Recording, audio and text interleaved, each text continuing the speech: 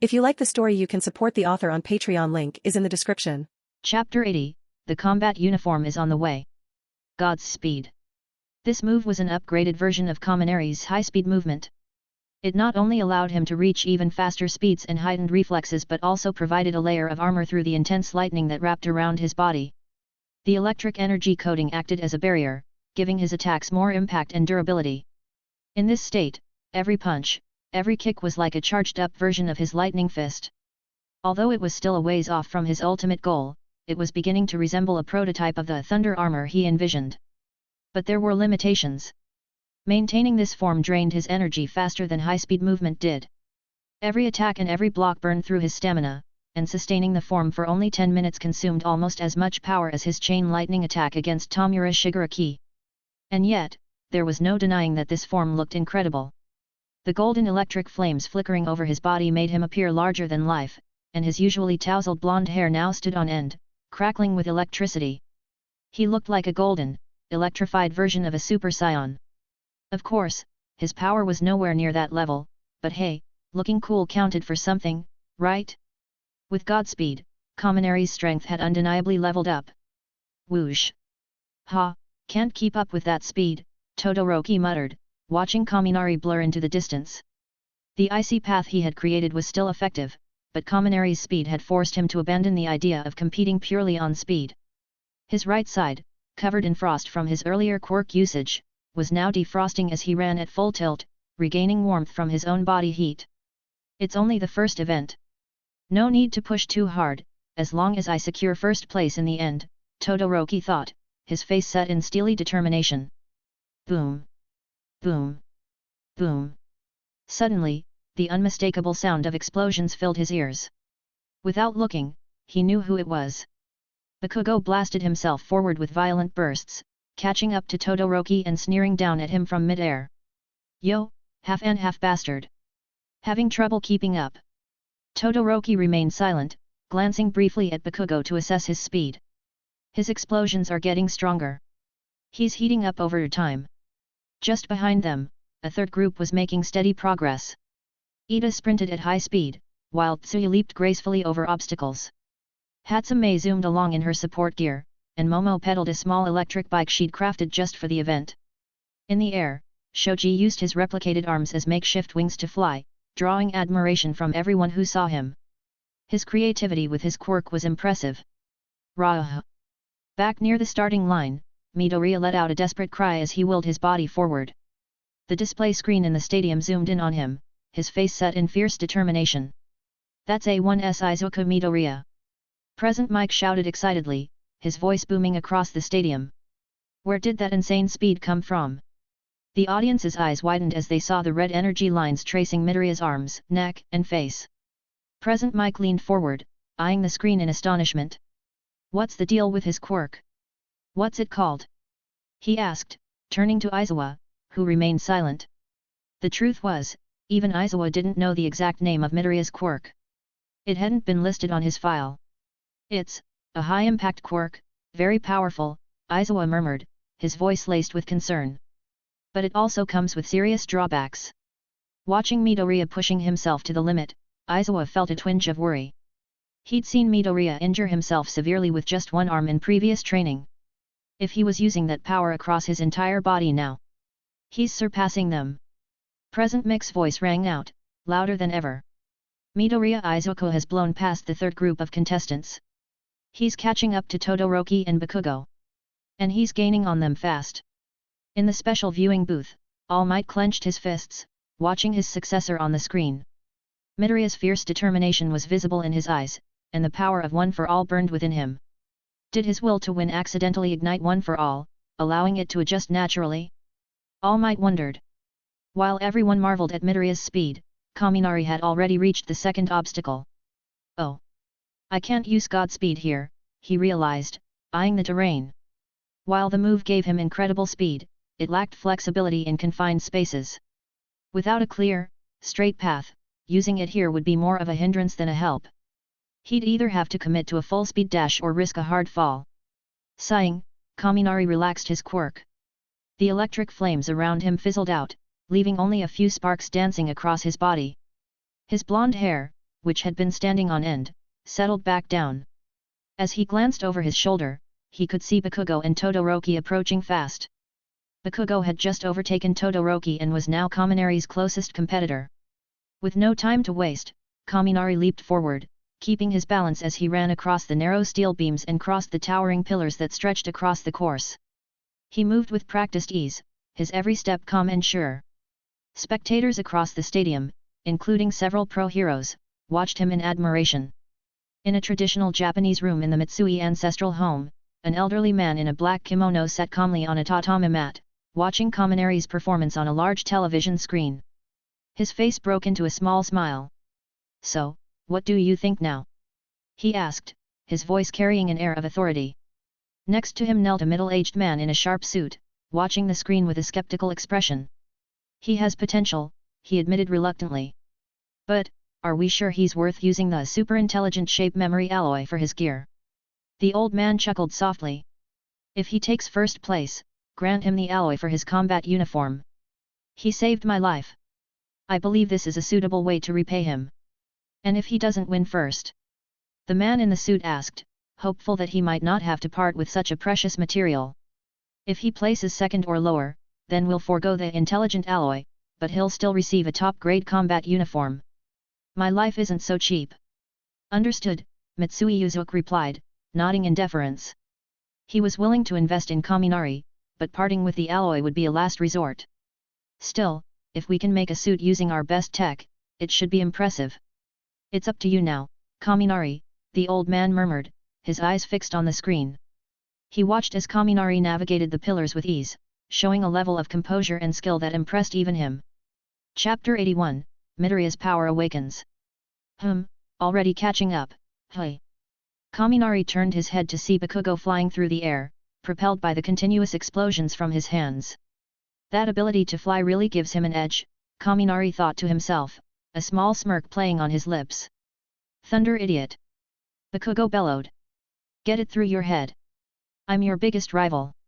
First place is mine." The explosions from Bakugo's palms added an extra burst of intensity to his words as he closed in on Kaminari. Kaminari just chuckled to himself. "If I had my coins, a shot from my railgun would have sent you flying right now." He couldn't help but feel a bit annoyed. Since the school had banned any equipment aside from clothing, he wasn't allowed to carry the metal coins he used for his ranged railgun attacks. It was frustrating without those, he was left with fewer long-range options. "If I hadn't mastered Godspeed and high-voltage mode just in time, I wouldn't even be confident competing against Todoroki and Bakugo in this sports festival." Kaminari sighed, recognizing that he still had a lot of room to grow. His reliance on equipment only highlighted his need to strengthen his own abilities further. Meanwhile, he approached the end of the second level, with Bakugo just about caught up to him, their fierce rivalry igniting once again. "I'm number one!" Bakugo roared, pushing himself even harder. Trailing close behind them was Todoroki, who kept his focus on maintaining his place in the top three. He'd decided that he didn't need to fight for first place in this round, as long as he secured a top position, that would be enough. But his thoughts were interrupted by the sound of someone screaming from behind. "Midoriya!" Todoroki glanced back, surprised by what he saw. Midoriya was somehow racing along the steel beams with green energy crackling around his body, giving him a speed and agility that Todoroki hadn't expected to see. "What's going on?" Todoroki thought, eyes widening slightly. "He looks just like Kaminari, but with green lightning?" Midoriya caught his gaze and shouted, determination burning in his eyes, "Todoroki! I'm giving everything I've got in this race too." His words, broadcast live, reached the ears of everyone watching across Japan. Unbeknownst to Kaminari, his earlier 100,000 volts attack had pushed Midoriya to his limit, awakening a new understanding of his power. In his desperation, Midoriya had figured out how to channel 5% of his quirk throughout his body, keeping it within a manageable range. The famed Midoriya miracle was in full effect. "This kid, he really is something," Kaminari thought, glancing back briefly. "That hero spirit, it's something else." Todoroki, however, was no longer calm. The icy chill radiating from his right side intensified as he activated his quirk again. "I can't let this green-haired kid overtake me. I can accept Kaminari and Bakugo ahead of me, but there's no way I'm losing to Midoriya. With renewed determination, Todoroki summoned a massive wave of ice, creating a bridge that spanned across the remaining pillars in front of him. While this would make it easier for others to follow, he didn't care anymore. His pride was on the line. Back in the lead, Kaminari and Bakugo had cleared the second level and were now on a stretch of flat ground, which immediately turned into a battlefield. Bakugo, fired up and relentless, was attacking Kaminari every chance he got. Boom! Boom! Boom! Each blast left craters in the ground, sending clouds of dust into the air. Bakugo's crazed laughter echoed with each explosion, making him look more like a villain than a hero. Wahahaha! Get ready, Thunder Idiot! Bakugo shouted, wild-eyed. I'm blowing you out of my way. First place is mine. With a fierce grin, he launched himself forward, aiming a powerful blast at Kaminari. But Kaminari wasn't about to just sit back and take it. He retaliated with his own lightning-charged punch. Boom! Their powers clashed, sending a shockwave that rippled across the course. Bakugo was pushed back, stumbling as he tried to regain his balance. But Kaminari wasn't done. Golden lightning surged around him, and with a burst of speed, he activated Godspeed once more, charging forward in a dazzling blur. Get out of my way, Bakugo!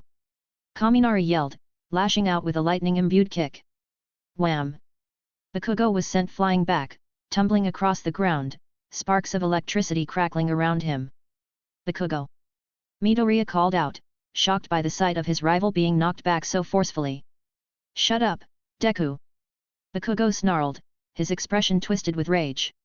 He was too focused on Kaminari to even register Midoriya's own transformation. Thunder Idiot! I'm not done with you! With an explosive push from his palms, Bakugo propelled himself forward again, ignoring the pain in his arms from the sheer force he was using. Fueled by adrenaline and pure stubbornness, he hurtled forward, determined to catch up. Now the second group was a high-stakes race between Todoroki, Midoriya, and Bakugo. The big screens showed their progress side by side, each of them giving their all in an intense battle for second place. Kaminari, now with a comfortable lead, soon reached the third obstacle. The final stage for Kaminari Denki, the first in the lead, a massive minefield. Present Mike announced, his voice brimming with excitement. The staff really outdid themselves with this one. If you look carefully, you can actually see where the mines are buried, he explained. Keep your eyes open and tread carefully. Hearing this over the stadium's loudspeakers, several of Kaminari's classmates back on the ice track like Tetsu, Kyoka, Ida, and Momo couldn't help but gasp. Has Kaminari already made it that far? This is tricky. I'm not sure how fast these mines detonate. Kaminari muttered to himself, looking out at the maze of hidden explosives in front of him. The darker patches of ground clearly indicated where the mines were buried, but they were scattered randomly across the path, making navigation a challenge. Well, can't waste any more time. Let's go. With the sounds of explosions and cheers from the audience spurring him on, Kaminari activated the more flexible high-speed movement, and darted into the minefield. However, his speed wasn't as fast as usual because he still had to rely on his eyes, carefully watching his steps. Not far behind, Bakugo, Todoroki, and Midoriya reached the minefield as well. Ha! Mines? Like I care! Bakugo laughed wildly, his palms flaring as he launched himself over the ground with blasts from his hands, completely ignoring the mines below. Thunder Idiot! I'm coming for you! Chapter 82, Respective Beliefs.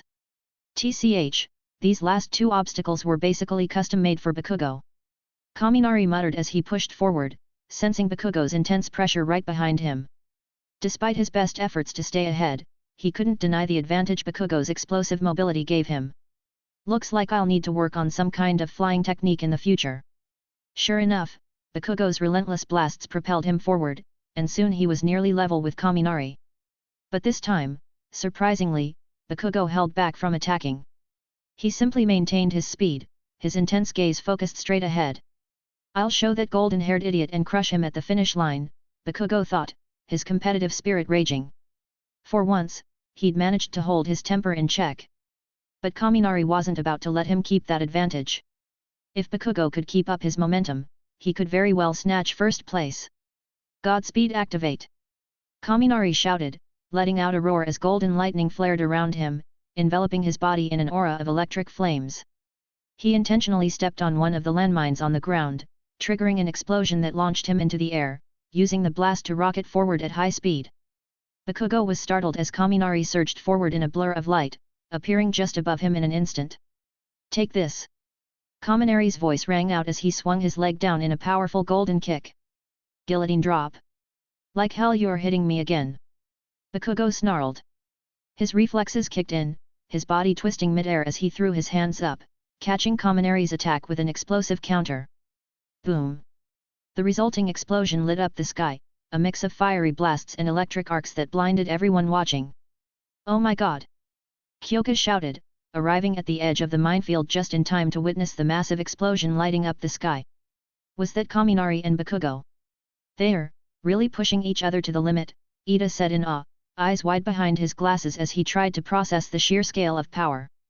Todoroki and Midoriya, who were close enough to feel the shockwave, instinctively shielded themselves from the blast. Todoroki quickly created a small ice shield to block the incoming debris, while Midoriya backflipped to stay steady. "These two," Todoroki muttered, squinting into the smoke. But rather than wait, he saw this as an opportunity. Without hesitation, he summoned his ice powers, creating a clear frozen path through the minefield. The icicle road let him move forward quickly, stepping over the dangerous ground below. "Father, I hope you're watching. I don't need your power to come out on top." Behind him, Midoriya watched the path forming with wide eyes, realizing Todoroki's strategy. But rather than hold back, he steeled himself and stepped onto Todoroki's ice. "I'm sorry, Todoroki," Midoriya muttered, his face set with determination as he dashed across the icy path right behind him. "This might be taking advantage of you, but I have my own reasons for needing to win." The memory of All Might handing him a piece of his hair flashed through his mind. "I won't let All Might down." Down in the minefield, as Todoroki and Midoriya raced across the icy path, a figure emerged from the thick smoke above Bakugo, tumbling from the air, looking visibly enraged. He crashed into one of Todoroki's ice structures with a heavy impact, cracking the surface under him. "Kick in!" Midoriya called out, leaping onto the ice next to him, concern flashing across his face. "Get out of my way, Deku!" Bakugo snapped, shoving Midoriya back. His gaze was locked onto the golden streak still moving ahead. "That's twice now, Kaminari!" Bakugo's arms trembled from the strain, but his anger fueled him. Ignoring the pain, he launched himself forward with another explosive blast. Todoroki took advantage of the opening to keep pushing forward, reclaiming second place. Above, on the stadium's big screen, Kaminari's actions replayed in slow motion for the audience. Covered in crackling golden flames, Kaminari had managed to kick Bakugo away and used the force of the explosion to somersault mid-air. As he descended, he twisted his body gracefully to regain balance. "Whoa, is our son really this strong?" Kaminari's mother murmured in amazement, watching the replay with wide eyes. "I honestly didn't know," his father replied, equally stunned. This was the first time they'd ever seen Kaminari in a real fight, and the intensity of his abilities left them speechless. "Whoa whoa whoa!" Present Mick's excited voice echoed through the stadium. He turned to Aizawa, who was watching calmly. "Eraserhead, did you expect your students to be this powerful?" "Not exactly," Aizawa replied evenly. "They're pushing each other, which is what brings out the best in them." On the screen, the leaderboard showed Kaminari still in first, with Todoroki, Bakugo, and Midoriya fighting to catch up. But Kaminari's lead was impressive. In the arena, Kaminari rocketed forward, his eyes focused intently on the path ahead. "All those years of training in Omiya Park, every day, every hour, every bolt of electricity I pushed through myself. I won't let all that work go to waste." As he neared the end of the minefield, he realized he was about to stall, his momentum dying as he approached the ground. "It's not over yet. 100,000 volts!" he yelled, releasing a massive burst of energy from his body in all directions. The flash of golden electricity was blinding, surging outward in a wild storm that rattled the entire minefield. "Is he insane?" Todoroki shouted, blocking the shockwave with an ice wall. He couldn't understand why Kaminari was expending so much energy now, seemingly just to buy a few seconds. But as the electricity surged, Kaminari used the blast to propel himself forward, the resulting shockwaves triggering all the mines around him. The entire minefield erupted in a chain reaction of explosions. In the midst of the fiery chaos, Kaminari performed a final mid-air flip, riding the momentum to land neatly on the edge of the field, right before the final corridor. With a smirk, Kaminari looked back at the chaotic explosions behind him and muttered to himself, "If only I'd looked back at that." Without wasting another moment, he activated his high-speed movement once again and sprinted into the final corridor, leaving the minefield and his competition behind. Chapter 83, Kaminari's Provocation. And here we have it, our first competitor returning to the stadium. Present Mick's voice boomed across the arena, amping up the crowd as Kaminari dashed through the tunnel and back onto the field. "It's Kaminari Denki!" Present Mike shouted, practically vibrating with excitement. The audience erupted in cheers, their voices reverberating through the stadium as if it was about to shake apart. "Kaminari! Kaminari! Kaminari! Kaminari Denki of Class A! He's done exactly what he promised and taken the lead in the very first event." Present Mike continued hyping up the crowd. "Let's look forward to his performance in the next rounds. Can he go all the way to the top?" Kaminari's mom, sitting in the stands, clutched her hands to her chest, eyes bright with pride. "That's my son. Look at him go." Kaminari's dad, usually reserved, nodded with a wide grin. "Yeah, he's really something." Meanwhile, far away in the League of Villains hideout, a certain figure shrouded in darkness watched the live broadcast with sharp interest. On the screen, Kaminari's electric form shone as he claimed victory. Standing nearby, Kurogiri observed the villain Tomura Shigeriki's reaction. Still battered from his last encounter with Kaminari, Shigeriki's eyes held a mixture of rage and something more determination. "This brat," Shigeriki muttered, his voice laced with bitterness. The imposing figure in the shadows gave a low, amused hum. "Impressive control over his quirk for his age, no wonder he gave you such trouble, Shigeriki." Shigeriki's fists clenched as he continued to glare at the screen. "I'll make him pay for what he did." Back at the stadium, one by one, the remaining contestants reached the finish line. First came Todoroki, then Midoriya, and finally Bakugo, fuming with rage as he realized he hadn't taken the top spot. The final rankings flashed across the 4 large screens in the arena. First place Kaminari Denki. Second place Shoto Todoroki. Third place Izuku Midoriya. Fourth place Katsuki Bakugo. Fifth place Ibara Shiozaki. Sixth place Hanta Siro. Seventh place Tinya Ida. As Kaminari laughed and celebrated with Kyoka, Momo, and Tetsu, Bakugo's eyes narrowed into slits, his fists clenched so hard his knuckles turned white. "Damn it!" Bakugo seethed, his voice like a low growl. "Once again, he beat me to first place." Kirishima chuckled nervously, trying to calm him down. "Come on, man, fourth place isn't so bad." "It's awful." Bakugo exploded, his face twisted with frustration. "I'm the strongest, damn it. I'm not supposed to come in fourth." Meanwhile, Ida stared down at his own hands in dismay. "How did I lose a speed contest?" But before he could dwell too long, Midnight's sultry voice echoed across the stadium as she announced the next event. "Now that the first event has concluded, it's time for our second challenge." She cracked her whip theatrically, pointing toward the virtual screen as it flickered and updated to display the words, "Cavalry Battle." "Oh? That sounds interesting," Kaminari mused, raising an eyebrow with a smirk. Nearby, Azui looked puzzled, tilting her head. "A cavalry battle? Isn't that usually a team event? How will this work for an individual competition?" Midnight smiled wickedly. "Good question. Here's how it works." A virtual display appeared, showing diagrams of how the cavalry battle would work, with chibi versions of All Might, Present Mike, and Number 13 acting as models. Each contestant will form teams of 2 to 4 people, creating a horse to carry one rider. The objective? To steal headbands from other teams. Midnight explained, gesturing dramatically. Momo adjusted her glasses thoughtfully. "So depending on the teammates you choose, your team's total point value will vary." "Exactly." Midnight confirmed, turning back to the contestants. Kaminari noticed Kyoka giving him a glance from the corner of her eye. Despite her usual calm demeanor, she looked a little worried. "Still confident, hey?" Kyoka thought, watching Kaminari as he casually brushed off the pressure. Midnight continued with the explanation. "Now here's where it gets interesting.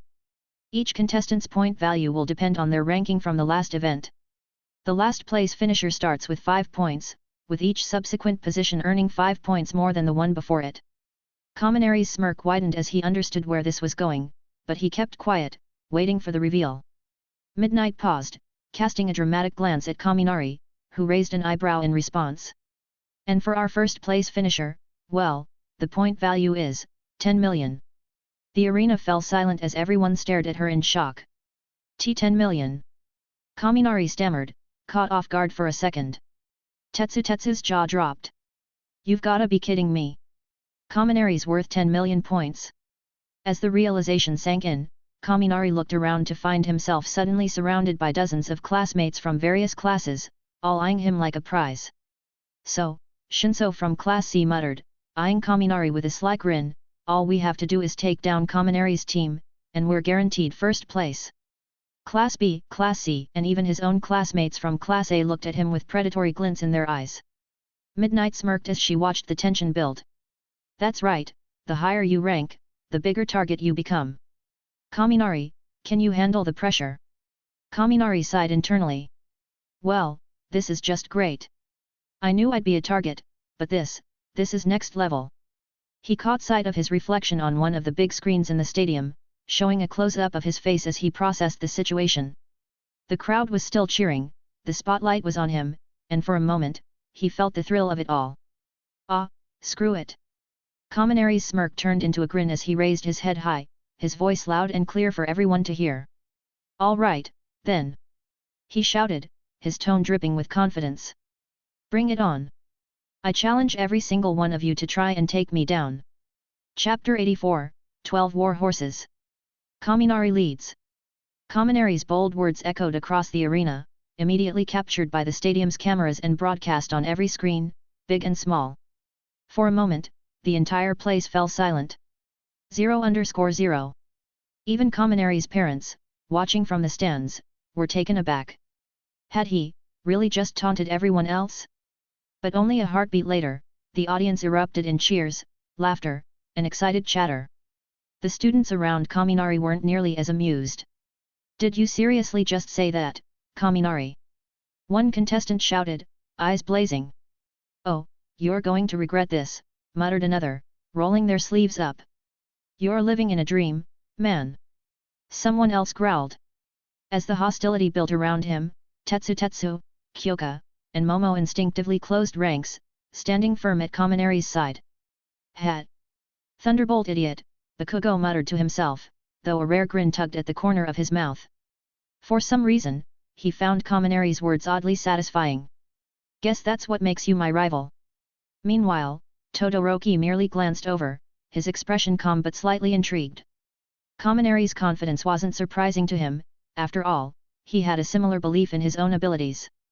He wouldn't have voiced it so bluntly, but he could respect it.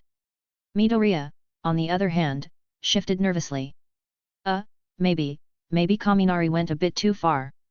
He murmured, already worried about what his classmate had gotten himself into. He couldn't imagine facing that much pressure himself. Nearby, Kaminari caught Momo and Kyoka exchanging glances, both looking mildly exasperated. Well, you've done it now, Momo said with a sigh. Kaminari just gave her a playful shrug, though his smile had a hint of nervousness. Might as well make things interesting, right? The final rules were announced by midnight, who then gave everyone 15 minutes to form their teams. Kaminari quickly took stock of the situation and grinned as he looked at the three people who had stuck by him. Well, it looks like you're the only ones willing to team up with me, he said, half joking. Momo crossed her arms, giving him a mock glare. I wonder why. Kyoka just sighed. Yeah, Kaminari, you really brought this on yourself. Ignoring the gentle scolding, Kaminari nodded toward Tetsu. All right, Tetsu, you're on front defense. Leave it to me. Tetsu grinned, cracking his knuckles. With my quirk, we'll be unbreakable. Meanwhile, across the field, Kirishima was having a similar conversation with Bakugo. Both steel quirk users caught sight of each other, and for a moment, the air between them crackled with competitive energy. I'll be the toughest horse out there. Tetsu declared proudly. Not if I get there first. Kirishima shot back, just as determined. Kaminari, Kyoka, and Momo exchanged helpless glances at the two boys' rivalry. But Kaminari had a plan in mind and led his group over to the sidelines. "Where are we going?" Yaoyorozu asked, curious. Kaminari gave her a sheepish grin. "I'm running low on power after the last round, so I need a quick recharge. If I don't do it now, we'll be at a huge disadvantage." Kyoka raised an eyebrow. "They're actually letting you recharge here?" Kaminari grinned, shrugging. "Well, might as well ask, right?" He managed to get permission from Midnight, who pointed him toward a charging station set up for situations like this. Seeing this, Tetsu suddenly had an idea of his own. "Hey, can I get some iron to munch on?" he asked, hopeful. Midnight raised a brow, looking mildly exasperated. "Iron to eat?" Tetsu nodded, explaining, "It's for my quirk. It keeps my strength up." After a quick call for confirmation, Midnight allowed it, and Tetsu received a few metal plates to chew on. Soon, the four of them were gathered on the sidelines, Kaminari recharging, Tetsu snacking on iron, and Kyoka and Momo watching with a mix of amusement and resignation. "All right, let's go over the plan," Kaminari said seriously, his hands gripping the charging station as sparks danced around him. Tetsu, you'll be our front shield," he instructed, nodding toward the steel user. "Got it." Tetsu replied confidently. "I'll make sure nothing breaks through." Turning to Kyoka, Kaminari continued, "Kyoka, you'll cover our right side. Use your quirk to destroy the ground if anyone gets too close."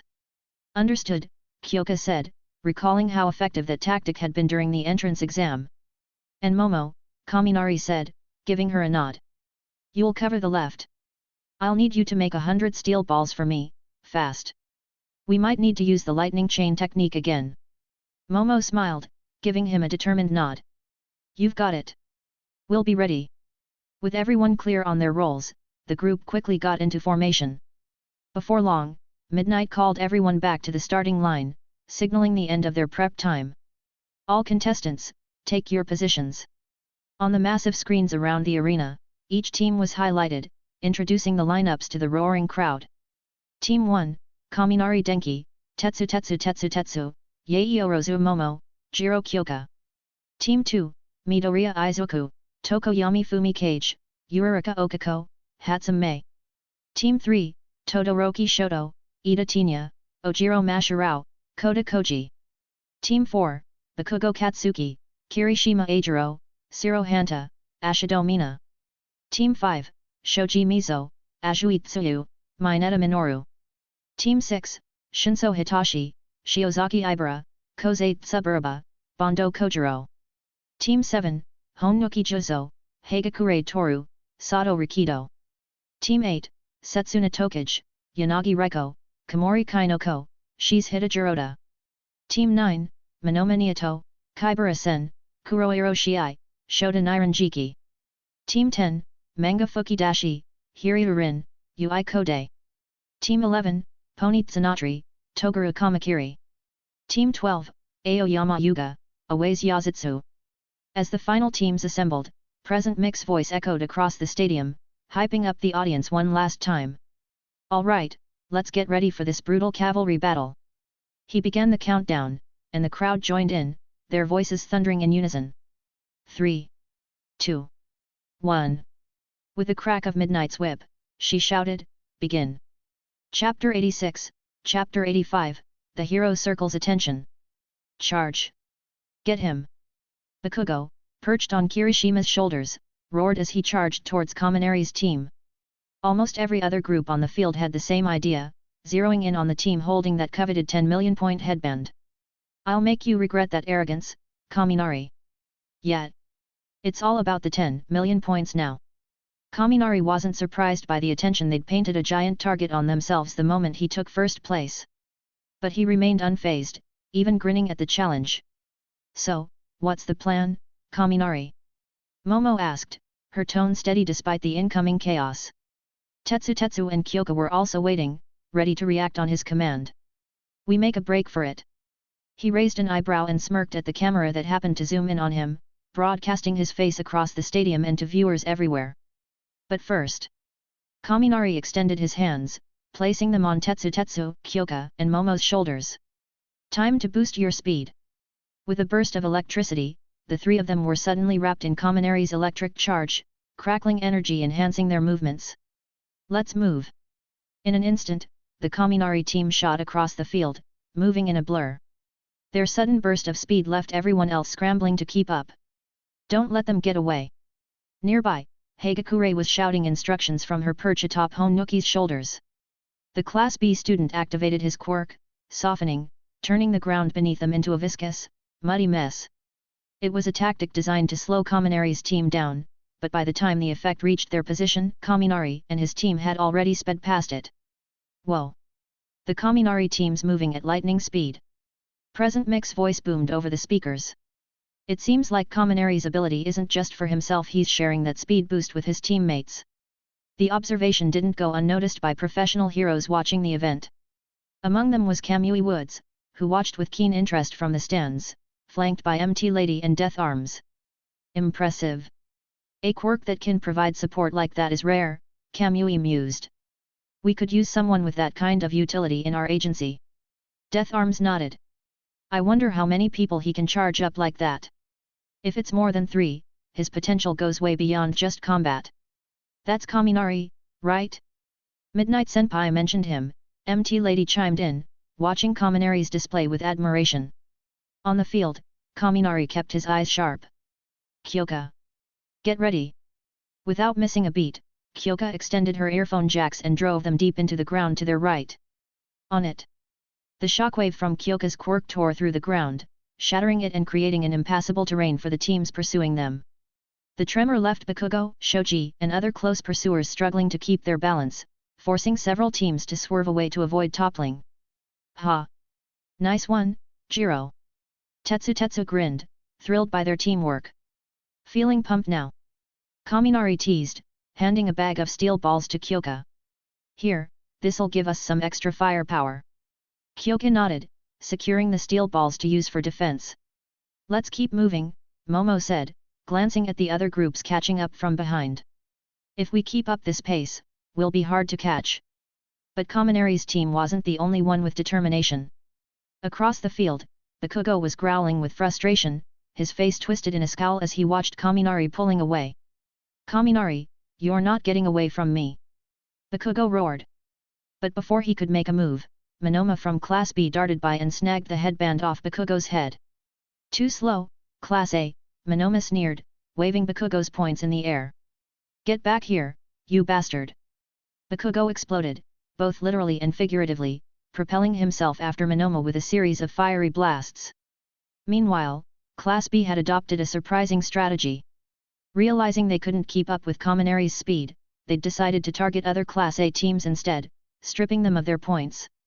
In a matter of minutes, the only Class A teams still holding onto their headbands were Kaminari's, Midoriya's, and Todoroki's. On the sidelines, Kaminari observed the field with a smirk. Class B decided to gang up on us, huh? That actually works in our favor. Why's that? Momo asked.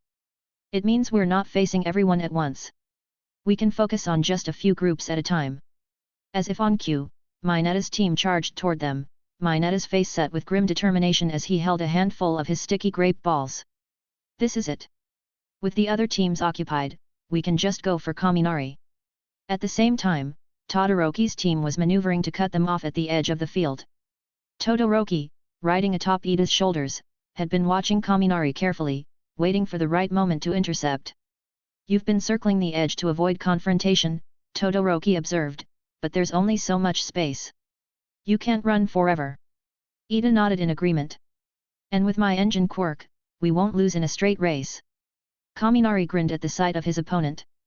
Well, Todoroki, I guess you finally caught up. But despite the growing pressure, Kaminari didn't flinch. Instead, he looked over his shoulder at the camera focused on him and, in true showman fashion, flashed a confident smile. You might be fast, Ida, but you'll have to catch us first. The timer on the scoreboard continued to count down, but Kaminari and his team kept moving, their high-speed movements creating a whirlwind on the field. The crowd was on the edge of their seats, their cheers growing louder with each second. Will Kaminari's team hold onto their 10 million points? Present Mix excited commentary filled the air. Or will Todoroki, Bakugo, or one of Class B's dark horses manage to turn the tables? Chapter 87, Chapter 86, Aizawa's Shock. Less than 5 minutes left, time to go all out. With that declaration, Todoroki launched himself off Ida's shoulders. As he descended, a fierce burst of icy wind erupted from his right foot, creating a towering icicle beneath him. Whoa, whoa, whoa!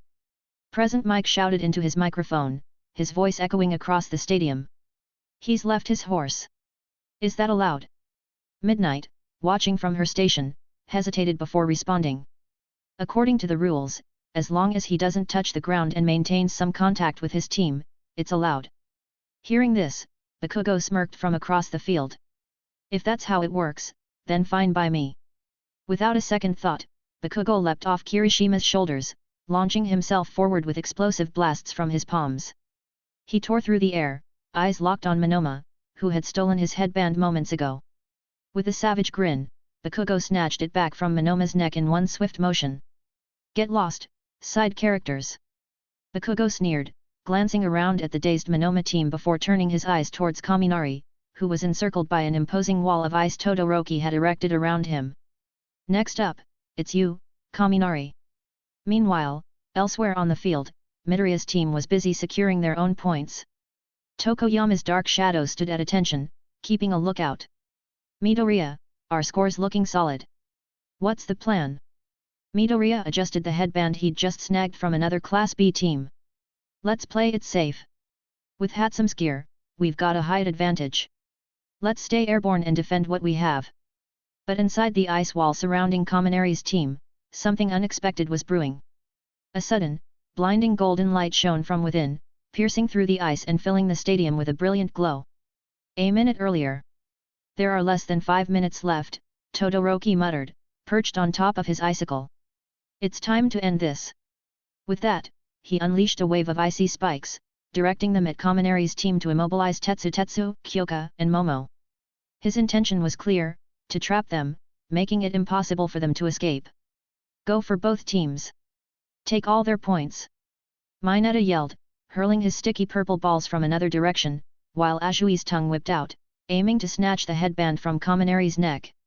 At the same time, Tsunatri from Class B, riding on her teammate's shoulders, lowered her head. The tips of her horns glowed before she fired 2 energy blasts from them, targeting the left and right sides of Kaminari's team to box them in. Seeing the incoming onslaught, Kyoka turned to Kaminari, her voice tense. Kaminari! We're surrounded! Kaminari's eyes narrowed with determination. Leave it to me.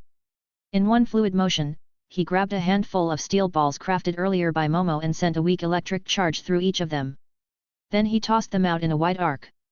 As they hovered in midair, he held out his hands, letting golden electricity surge between his palms and the steel balls, forming an intricate web of electrified lines around them. Within seconds, Kaminari's lightning chain had transformed into a defensive net. Hundreds of electric lines crisscrossed in front of them, intercepting Todoroki's icy spikes, Mineta's sticky balls, and Tsunatri's energy blasts. The attacks hit the electric web with a series of loud clashes, generating flashes of light and bursts of steam as the cold met Kaminari's intense heat. Perfect! Kaminari thought to himself as he maintained the current flowing through his hands. Turns out I only need to power this lightning chain through my hands instead of my whole body. This works way better. Suddenly, a scream echoed from nearby. Ah! Ajui cried out in pain as her extended tongue touched Kaminari's electrified web, sending a shock straight through her. The electric current traveled down to Mineta and Shoji, who were part of her team, and they all dropped to the ground from the shock. In the stands, present Mike was quick to react. Oh no! Shoji's team has taken a direct shock. Is Kaminari's team going to get disqualified? But Midnight quickly reviewed the replay and shook her head. Nope. Kaminari didn't attack them directly. Ajui's tongue accidentally made contact with his electric field while she was trying to grab their points. The shock was an unintended consequence of their own actions. She raised her whip, making the call official. Shoji's team is disqualified for landing on the ground, but Kaminari's team is still in play. The crowd gasped, the tension palpable. Kaminari's defensive technique had not only held strong, but it had also inadvertently taken out an entire team without breaking any rules. He's using those steel balls with an electric field, that's a clever application, Aizawa murmured from the announcer's booth, his eyes fixed on Kaminari's handiwork. This lightning chain it's versatile. It works defensively and offensively, can be used alone or in a group. That kid's got serious potential. Present Mike nodded enthusiastically. Wow! That's gotta be a signature move, right? But Aizawa's keen eyes noticed something else happening on the field. Kaminari was shifting the steel balls around, each one moving in a controlled orbit around him, their paths guided by his electromagnetic field. The currents connecting them began to rotate, creating a vortex of crackling electricity. The currents intertwined, forming a spinning wall of lightning that encircled Kaminari's team, shielding them from all angles. The sheer energy radiating from the vortex was enough to keep even Todoroki at bay, who had momentarily retreated with Ida. From the stands, All Might watched Kaminari with wide eyes. Could it be? Has he already developed a technique of this level? Kaminari's lightning chain was now a defensive barrier, but as he increased the speed of the rotation, he turned it into something far more formidable. Aizawa narrowed his eyes, his normally stoic face betraying a flicker of awe. He's manipulating the electricity so precisely. That's beyond anything I've seen from him so far. Chapter 88, Chapter 87, Absolute Defense. Not only the students but All Might and several other teachers on the hero side of the faculty bench stood up instinctively, their faces showing shock. In the back of the auditorium, Endeavor leaned against the wall, watching the fight with a focused intensity. His cold blue eyes narrowed as he took in the scene. The source of their astonishment was the electric field rapidly spinning clockwise around Kaminari's team at high speed. No, that's not quite right. This was no longer just a field or even a lightning chain. It looked more like an inverted, golden, dome-shaped current shield touching the ground. A defensive barrier made of lightning. Midnight murmured from her spot on the sidelines, as bewildered as anyone else. Just as I thought. On the battlefield, Kaminari sat atop Tetsu, his golden eyes half closed as he focused intently on the steel balls spinning faster and faster under his control. The previous times he'd used this lightning chain technique, it had been rushed. He hadn't had a chance to really feel the changes in his control. But this time was different. Having attempted it twice already, he now had a better sense of what he was doing. With practice, the technique was becoming smoother. Practice really does make perfect. This time, while maintaining the lightning chain, he'd felt a strange sensation, as if he could influence the steel balls with both his current and his mind. Following that instinct, he had tentatively tested it, and the steel ball he focused on had actually moved. If he could control one, could he control all of them? Before long, all of the steel balls moved in sync, causing Momo and the others to watch in concern. They knew that if something went wrong with Kaminari's move, they'd all be in serious trouble. But the situation was unfolding beyond anyone's expectations.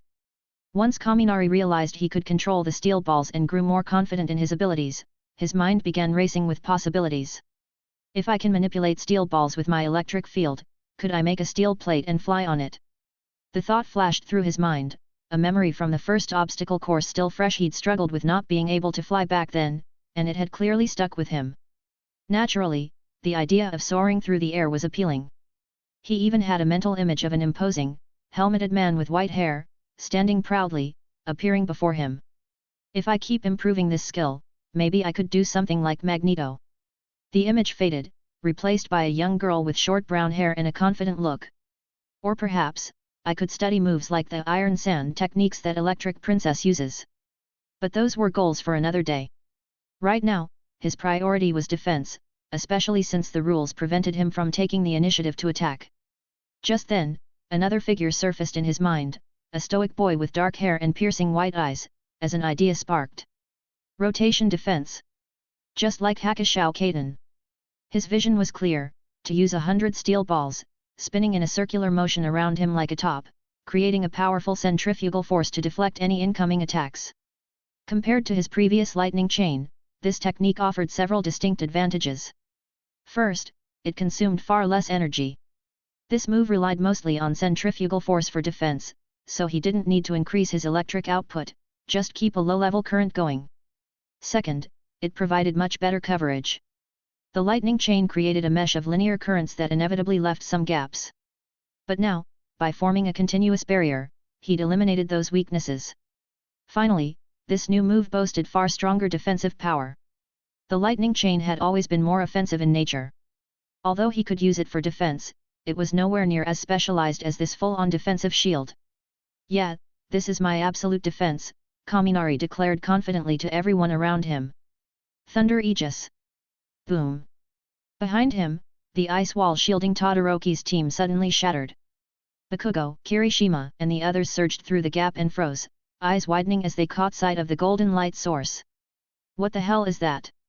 Bakugo exclaimed in surprise. No one answered him, though. Todoroki and the others were too focused on the shimmering, inverted golden dome standing between them and Kaminari's team. "Absolute defense," Todoroki murmured, his gaze sharpening as he sneered slightly. "You're as full of yourself as ever, Kaminari." Without another word, he leaped up onto a nearby icicle and activated his ice quirk, creating a cascade of icicles that rained down like an avalanche. If he hadn't been worried about potentially hurting Kaminari and his teammates, he might have gone as far as to summon his largest ice wall and crush them outright. Boom! The collision of dozens of icicles against the radiant thunder aegis filled the stadium with explosive energy, capturing the attention of all 120,000 spectators, and even the groups outside the ice wall couldn't help but look their way. It was clear that the intensity of the clash between Kaminari and Todoroki was on another level entirely. "Hey! Isn't this a bit much for just a game?" Present Mike shouted into his microphone, his voice filled with shock. All the stadium screens zoomed in on Kaminari's location, though the cameras struggled to capture a clear image through the thick fog of ice and steam. "Dear, look!" Kaminari's mother clutched his father's arm tightly, her face filled with worry. "Is our son going to be all right?" Kaminari's father remained silent, his heart racing with anxiety. Even though Kaminari had declared that he had an absolute defense, Todoroki's attacks looked overwhelming. "He'll be fine, I'm sure of it," he finally said, trying to reassure her. "We have to trust him." As the steam gradually dispersed under the bright sunlight, a familiar golden glow emerged from within, shining even more brilliantly than before. Relief washed over Kaminari's parents, their worry replaced by pride and joy as they saw their son's defenses holding strong. How is that possible?" Todoroki, still standing atop the icicle, could no longer maintain his stoic expression.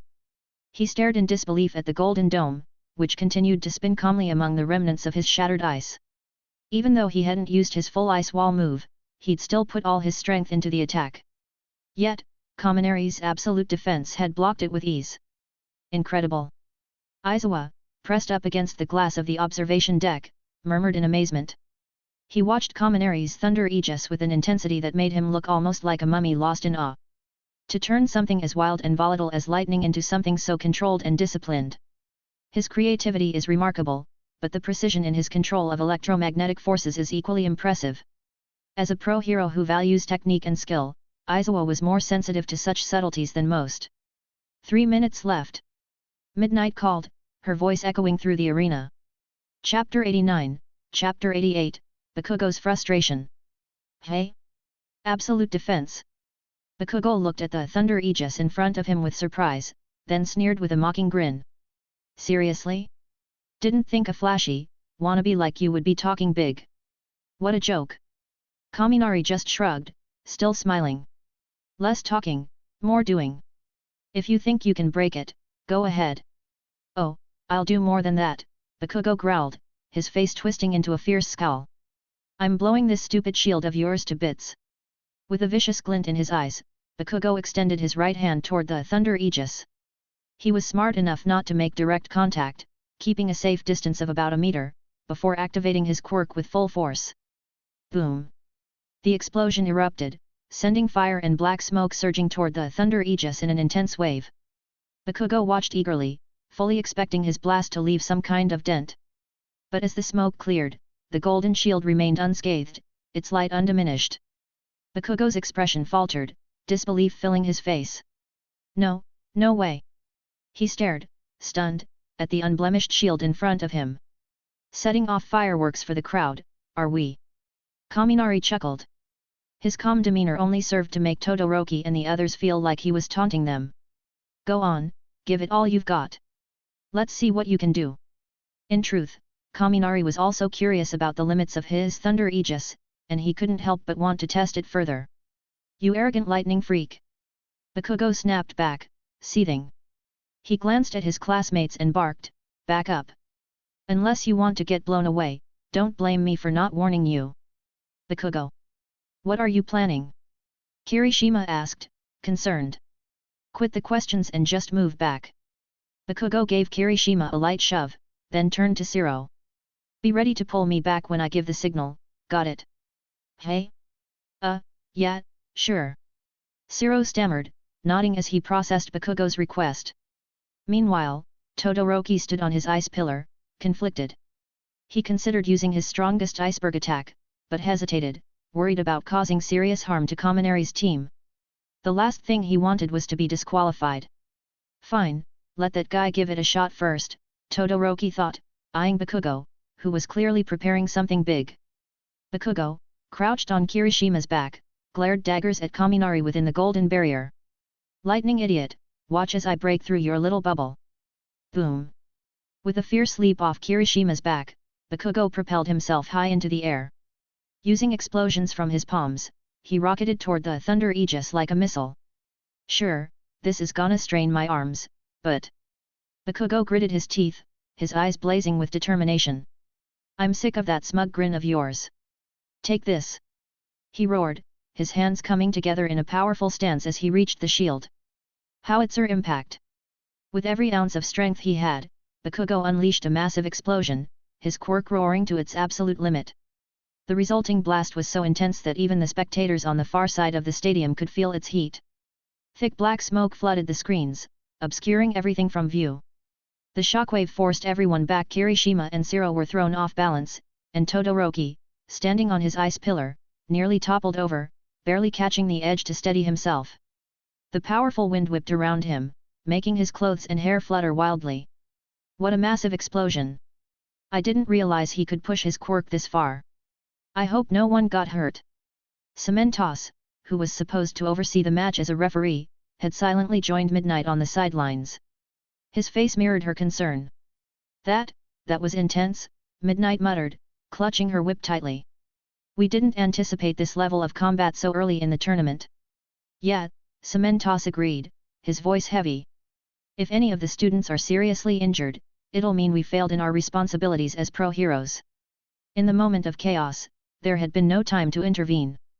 It took nearly a full minute for the thick smoke to clear, finally revealing the scene within. As the haze lifted, the steady, golden light of the Thunder Aegis came into view once more. This can't be happening.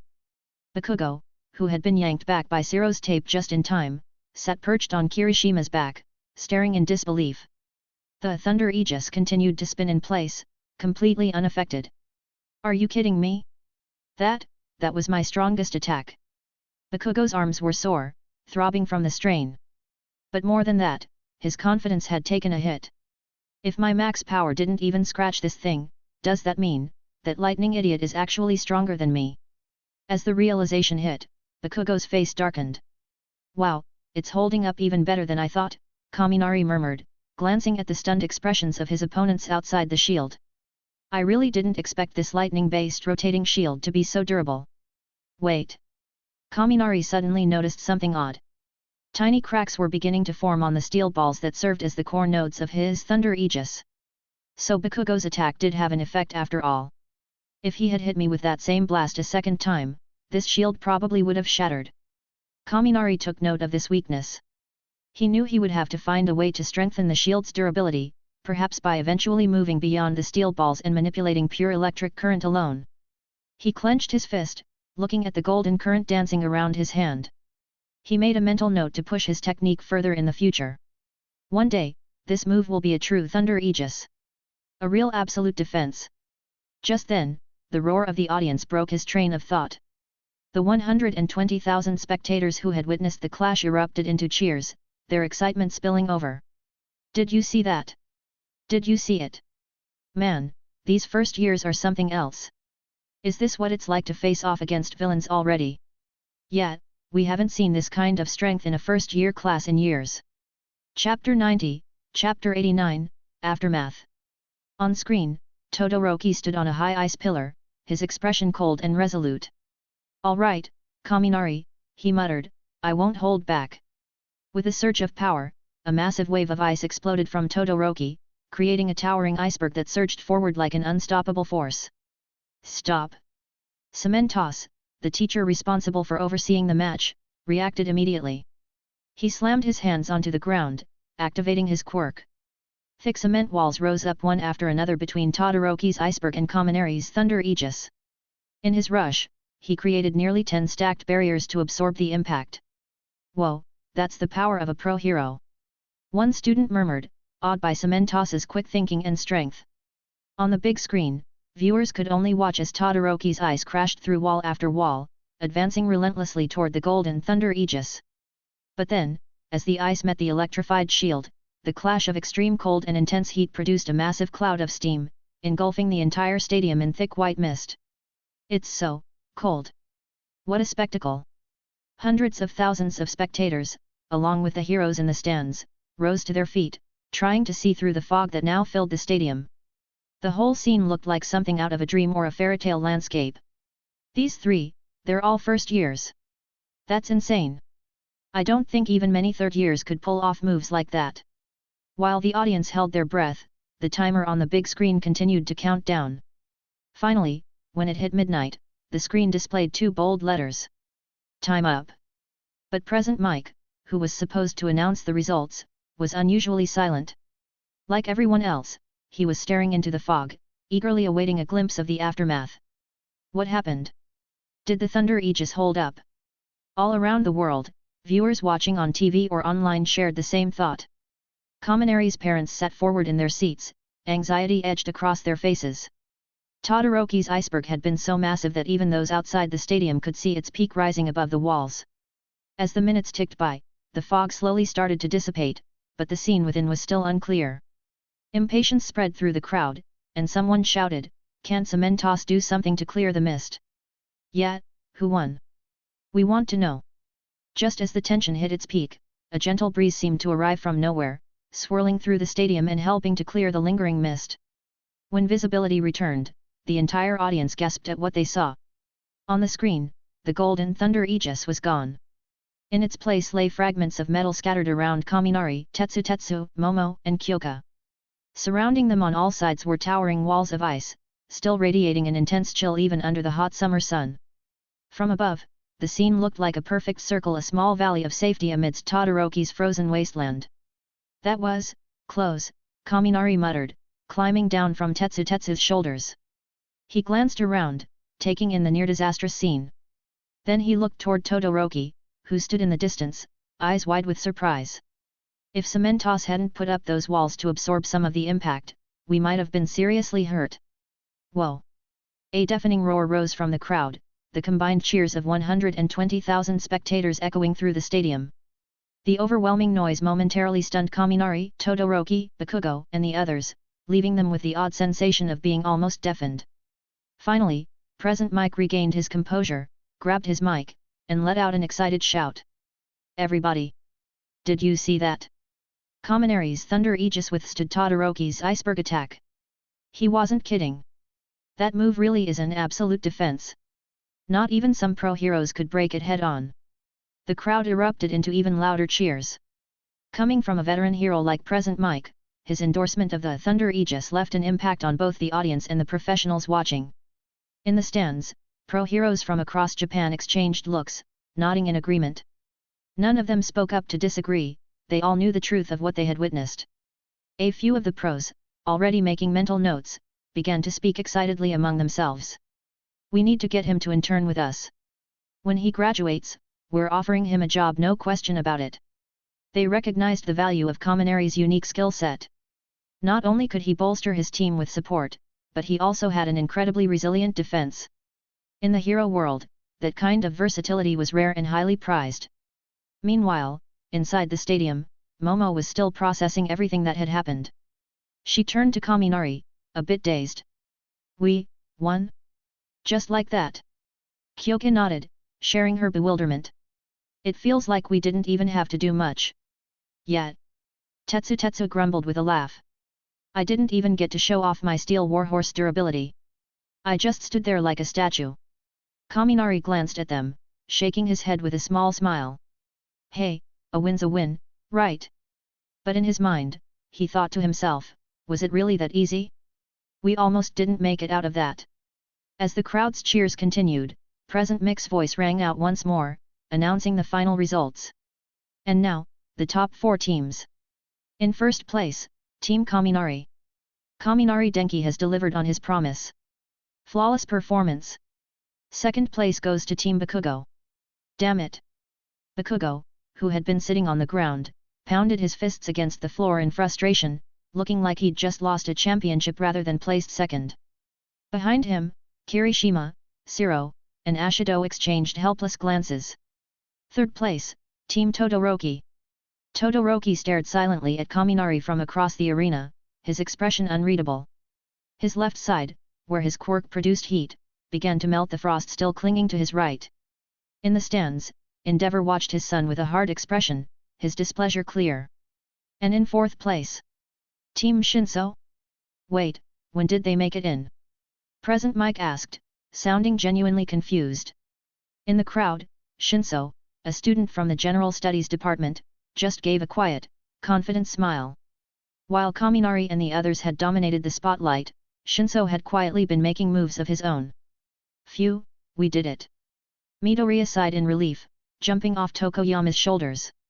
He celebrated with Eureka and their teammates. Even if they hadn't reached the top 4, they had done well, and that was something to be proud of. And now, folks, we'll be taking an hour-long lunch break. Get ready, because this afternoon, it's time for the final showdown. As the announcer's voice faded, Mike turned to his partner, Aizawa, who had just settled back into his seat with his usual sleepy look. Hey, Eraserhead, wanna grab a bite together? Aizawa simply muttered, sleep. Chapter 91, Chapter 90, Bakugo's Perfect Fit. With Present Mix announcement, the audience began to leave the stadium in a lively, excited commotion. Ordinary spectators exited through the guest entrances, talking animatedly about the thrilling events they'd just witnessed. Outside, the food stalls bustled with activity as vendors scrambled to serve the wave of hungry attendees. Inside, the participants headed through a separate entrance, making their way to the UA cafeteria for lunch. To encourage student participation in the sports festival, UA had promised free meals for all contestants on the day of the event. Man, I'm starving. Tetsu clutched his stomach as he walked along with the crowd. I was so focused on the competition that I didn't notice, but now I feel like I've burned through everything I ate this morning. Kaminari laughed and clapped Tetsu on the shoulder. You really did work hard today. Not only did you run a few kilometers in the first event, but you also carried me all over the place. After a moment of thought, Kaminari made a generous gesture to Tetsu, Kyoka, and Momo. Tell you what, lunch is on me today. Order whatever you like. Don't hold back. Really? That's awesome. Tetsu cheered, clearly thrilled. This is the first time you're treating me. That's not true, Kaminari retorted with a grin. Didn't I treat you to pork cutlet rice once before? Soon, Kaminari and his fellow Class 1A students gathered in one area of the cafeteria, food trays in hand, and started chatting away. They had a lot to talk about after everything that had happened. At that moment, Momo, who had just taken a bite of bread, looked at Kaminari and asked him a rather unexpected question. Kaminari, have you decided on my band mascot yet? Kaminari, in the middle of scooping up a piece of tofu, paused in surprise. He quickly regained his composure and chuckled, wow, you're really invested in this, hey? Of course, Momo replied earnestly. She glanced at Kyoka, then continued, since I'm part of the Pikachu band now, I can't be the only one without a mascot. You and Kyoka already have yours, so why shouldn't I get one too? So, have you figured it out? She fixed him with an expectant look. And don't try to dodge the question. If you don't have an answer, I might just stop teaching you about electromagnetism. Kaminari burst into laughter. Seeing Momo, usually so composed, act so eager was both amusing and refreshing. He finally put down his spoon and raised his right hand in front of him. I've already thought of something for you, actually. And I think it fits your vibe perfectly. Zap. Zap. In the next moment, a soft glow of golden electricity sparked in Kaminari's palm. The current was delicate and controlled, not chaotic at all. Gradually, the electric light formed into the shape of a small, elegant creature, shimmering with a warm, golden glow. So pretty. Mina, Okako, Tsuyu, and the other girls looked at it in awe. Whoa, Kaminari, Can you really do that? Midoriya was equally astonished. If you can create three-dimensional shapes with electricity, does that mean you could also form maps or layouts? That could be super useful during hero missions. Leave it to Midoriya to immediately start analyzing the potential applications, Kaminari thought with a smile. They really did think alike sometimes. Kaminari, what's her name? Momo asked, her eyes fixed on the glowing creature. Kyoka was also curious. Although she liked her own mascot, she couldn't help but notice that Momo's looked classier. She couldn't shake the slight pang of jealousy. This one's called Ninetales, Kaminari explained, gesturing to the elegantly shaped creature in his hand. It's the evolved form of Vulpix and is a fire-type Pokémon. It has these ruby-like eyes that can cast a strange light to control minds, and its flames are incredibly powerful.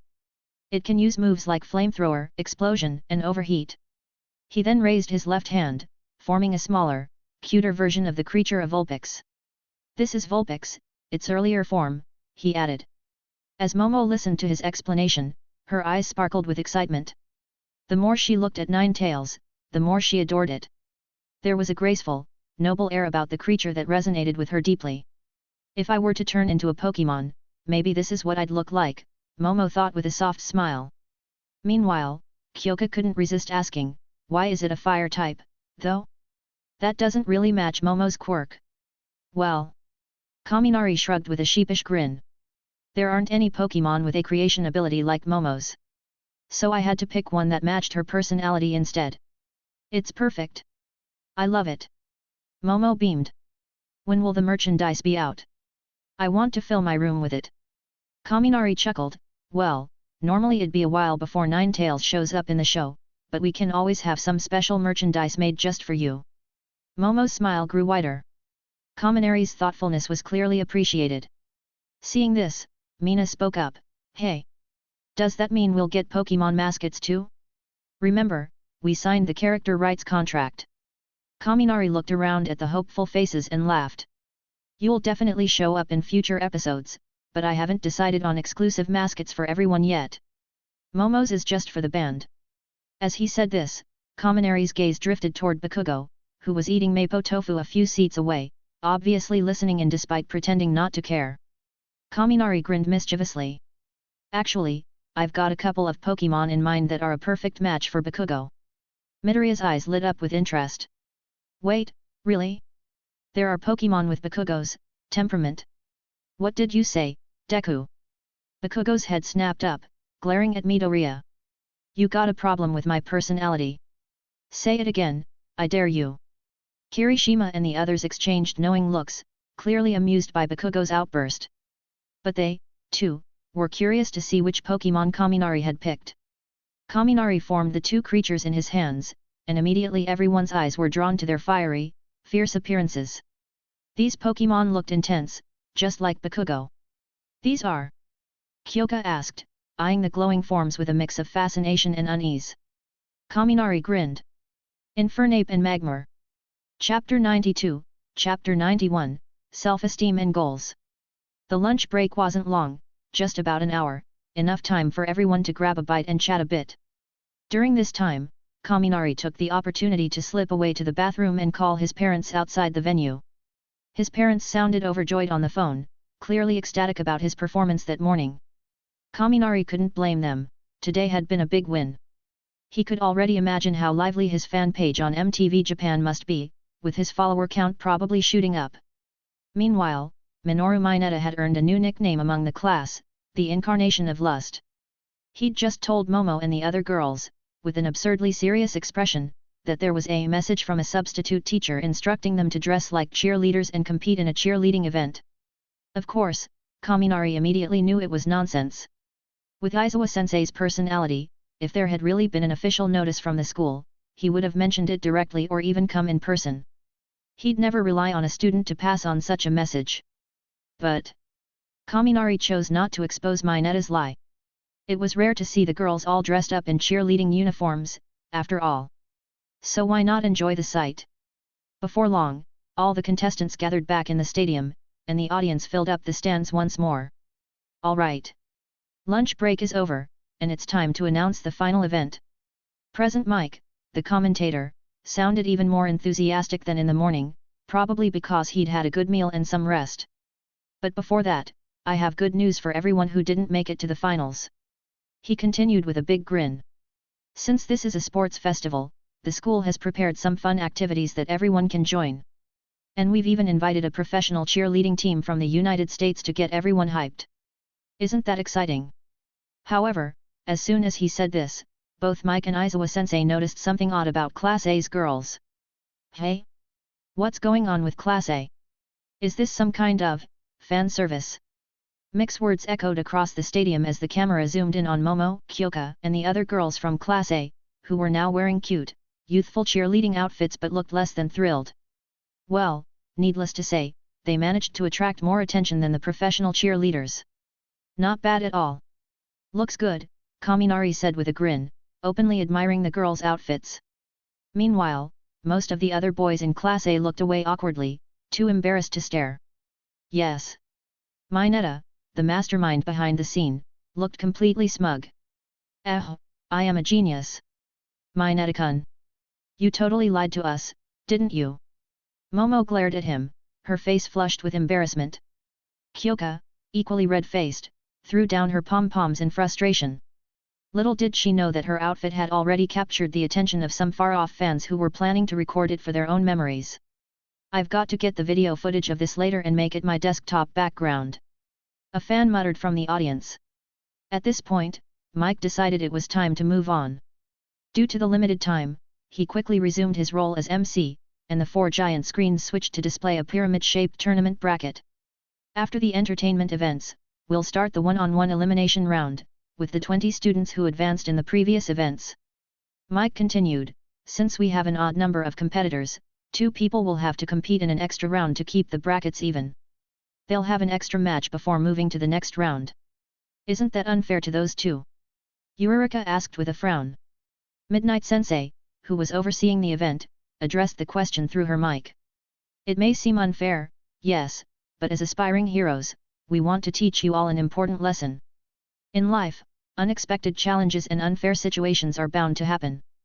Facing these calmly is an essential quality for any pro-hero. In other words, there wasn't really a fairer way to handle it, so they had to deal with it as best they could. UA rules. Alright, let's start with the Kaminari group, who placed first, to draw lots and decide the match UPS, Midnight announced, smiling warmly at the students. But just as the first group prepared to draw, Ojiro and Kota from Class A both raised their hands. Sorry to interrupt. They said in unison, glancing at each other with surprise. I want to withdraw, Ojiro said firmly. There was a collective gasp from the students. Midnight herself looked stunned, clearly not expecting this. Why, Ojiro? Midoriya called out in disbelief. You worked so hard to make it this far. Yet, you know how rare this opportunity is, don't you? Toru Hagakure added, her invisible hands waving in distress. Ojiro clenched his fists. It's because I don't remember anything from the cavalry battle. I think that guy's quirk must have affected me somehow. He glanced briefly at Hitachi Shinso, who looked straight ahead, unfazed. I know how valuable this opportunity is, and I know it might seem foolish to give it up, but I can't, in good conscience, take a spot in the finals when I didn't earn it through my own efforts. Hearing this, Kaminari felt a newfound respect for Ojiro. While the girls around tried to comfort Ojiro, he covered his face, his voice trembling with emotion. No, this is about my pride. I just can't accept it. Kota stepped forward, scratching his head in embarrassment. As for me, I don't think I'm suited for one-on-one battles in this kind of setting. My quirk, it's called Ana voice. I can control animals, but... He glanced around the noisy stadium. There are no animals here. Even pigeons and birds stay away from such a loud environment. Midnight gave him a sympathetic smile. All right, Kota, I understand. Then, one of the Class B students, Shota, also stepped forward. I'd like to withdraw as well. My reasons are the same as Ojiro's from Class A. Letting someone who hasn't done anything meaningful advance, just doesn't sit right with me. The crowd grew quiet, watching the 3 of them. Their decision might have seemed unusual, but in a way, it showcased a heroic spirit that was admirable. Professional heroes who valued integrity and character would surely take notice of their actions. Kaminari, observing from his spot, thought to himself, these guys, they've definitely got the right kind of resolve. Midnight glanced at them with a look of approval. All right. I respect your decisions. With a flick of her whip, she granted their requests to withdraw, then added with a hint of mischief, this means we have 3 open spots. So we'll take the next 3 students with the highest total scores from the first 2 events to fill them. As she spoke, the names appeared on the screen, Bone Crusher, Shiozaki and Tsuburba from Class B. With the roster set, Midnight continued, and now, let's reveal the match UPS for the first round. The large screen displayed the pairings, and the first matchup was set. First match, Okako Uraraka vs. Hitachi Shinso. Midnight's announcement marked the start of the entertainment events. While those who didn't advance eagerly joined in, the finalists had the option to rest, strategize, or simply prepare for their matches. Everyone had their own thoughts and goals, and before they knew it, it was time for the final round to begin. The rules are simple, Mike explained, his voice carrying across the stadium. If you knock your opponent out of bounds, render them unable to fight, or make them give up, you win. Don't worry about injuries, Recovery Girl is standing by as always. However, he added with a note of caution, if your moves are deemed excessively dangerous, you'll be disqualified on the spot.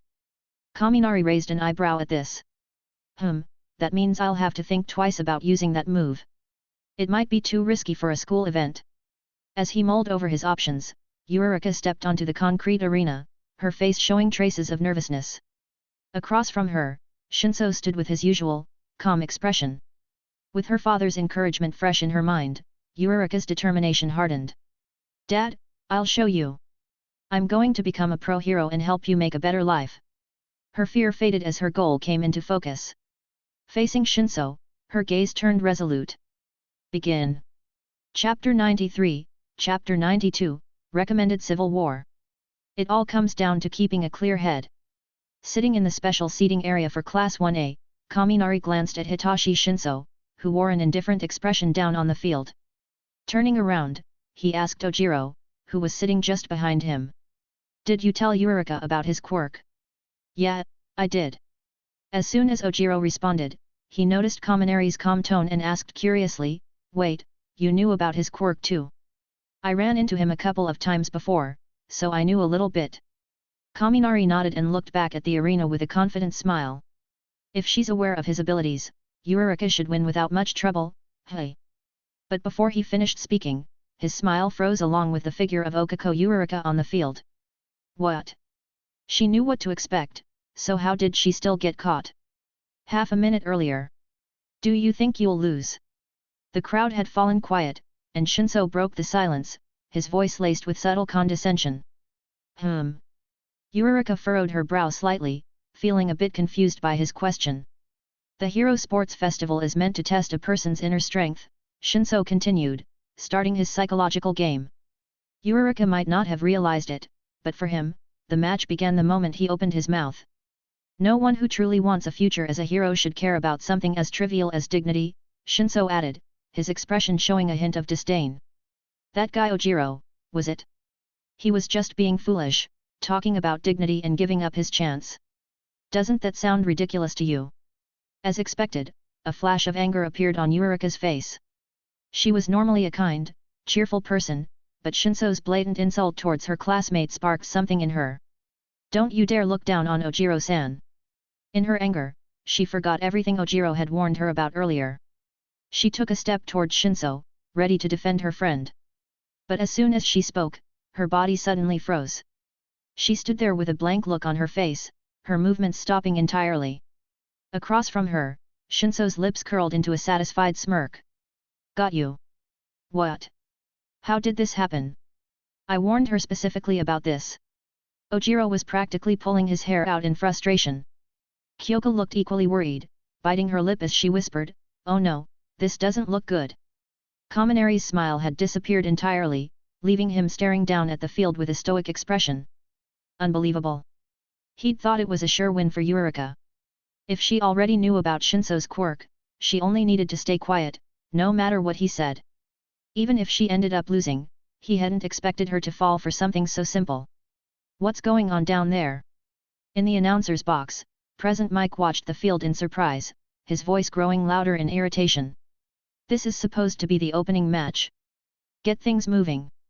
Meanwhile, on the field, Eureka was now slowly turning around, walking toward the edge in a trance-like state. The entire audience watched, puzzled by her strange behavior. Eureka's standing there, completely out of it, and she's walking back to where she started. Could this be Shinso's quirk? Present Mike speculated aloud, stirring up murmurs throughout the crowd. Mind control, hey. That's a pretty powerful ability. A pro-hero in the audience, dressed in a suit resembling a dynamic superhero, muttered to himself with a look of awe. Yeah, that kid doesn't stand out much, but he's tougher than he looks, another hero, clad in red and green armor, agreed. The entrance exam really doesn't cater to everyone's strengths, Aizawa muttered from the teacher's area, turning his attention back to his notes with a furrowed brow. With a quirk like his, Shinso never stood a chance at passing the combat-oriented entrance exam. Those robots are immune to mind control. But as Aizawa considered Shinso's options, he felt a hint of understanding. He probably anticipated that and applied to the General Studies course as a backup. A smart choice. In the Class 1A seating area, most of the students except for Kaminari, Bakugo, Todoroki and Tokoyami were on their feet, shouting encouragement to Eureka, desperately hoping she'd snap out of it. But it was no use. She's out, Kaminari muttered, watching as Eureka crossed the boundary line. For a moment, he felt a pang of disappointment. He'd expected her to stay calm, but clearly, she'd let her emotions get the best of her. Just as Eureka stepped out of bounds, she blinked, coming back to her senses. But it was already too late. Present Mick's voice filled the stadium as he declared the winner. The first person moving on to the second round is from Class C Hitachi Shinso. The crowd erupted in cheers, and Present Mike continued to hype up the victory. Talk about an underdog story. A general studies student, taking down a hero course student with ease. Meanwhile, down on the field, Eureka's face was a mask of shock and realization. She remembered Ojiro's advice she had completely ignored. She sank to her knees, feeling utterly defeated. I didn't even put up a fight. Eureka-san. In the audience, Midoriya clenched his fists tightly, clearly heartbroken for her. Her words from before echoed in his mind, reminding him of her motivation. Eureka-san. Yes. Why do you want to become a hero? Oh, well, honestly, it's for the money. For the money. Yeah, I know it sounds a bit shallow, but my family's been struggling, and I want to become a pro-hero so I can earn enough to support them. I want to give my parents a better life. Tears glistened in Midoriya's eyes as he looked down at his friend, devastated on the arena floor. She just wanted to do well. She worked so hard, just to make a difference in her family's life. Hearing this, Kaminari's expression didn't change. He understood Midoriya's emotions, but he knew better than to let himself get caught up in sympathy. This world didn't guarantee success just because someone tried hard. Sometimes, good people still lost. This was her fault for letting her emotions cloud her judgment, Kaminari thought, though he kept the opinion to himself. Eureka, still crying, was escorted off the field, while Shinso walked back to his area to applause. Midoriya, Ashido and a few other classmates rushed off to comfort her. Kaminari had initially intended to go over as well, but Present Mick's next announcement stopped him in his tracks. The next match is between two of the recommended students Shoto Todoroki and Jozo Honuki. Kaminari decided to stay. He was genuinely curious to see if the recommended students, supposedly top-tier talents recognized by UA, could match Todoroki's strength or Momo's tactical knowledge. Honuki, let's see what you're made of. Chapter 94, Chapter 93, Kaminari's Troubles. Tap, tap, tap. In the corridor connecting the players' lounge to the arena within U.A.'s gymnasium, Todoroki walked forward with a calm but steely expression. Unlike his classmates, he hadn't watched the previous match between Eureka and Shinso with the others. Instead, he had spent the time alone in the lounge, quieting the turbulent emotions that had surfaced after witnessing Kaminari's performance. Now, he was ready. Just as he turned a corner, his expression turned icy upon noticing the man blocking his way. Don't stand in my path, he said flatly. It was Endeavor, his father, the current number 2 hero in Japan, standing there with an imposing presence. You're wasting your potential, Shoto, Endeavor replied, his eyes just as cold. In fact, they mirrored Todoroki's own, though in a different way. In your last match, if you'd used the power of your left side after creating that iceberg, you would have easily overwhelmed Kaminari's Thunder Aegis. Endeavor's voice was filled with scorn, as if he couldn't understand why his son would choose to limit himself.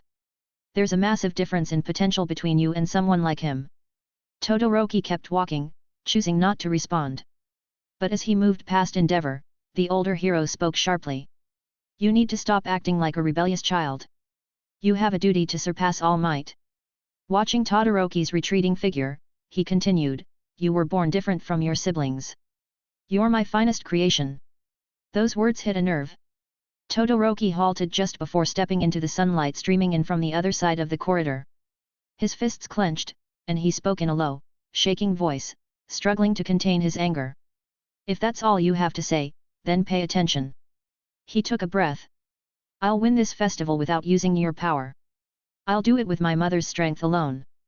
Endeavor's expression didn't change, though he looked unimpressed. Even if you manage to scrape by this time, you'll reach your limit soon enough, especially against someone like Kaminari. It's not as easy to freeze electricity. Todoroki took a step forward into the bright sunlight, his face set in determination. Then watch closely. I'll defeat Kaminari without ever touching your fire. With that, he walked away, leaving Endeavor to shake his head slightly, murmuring to himself. Stubborn fool.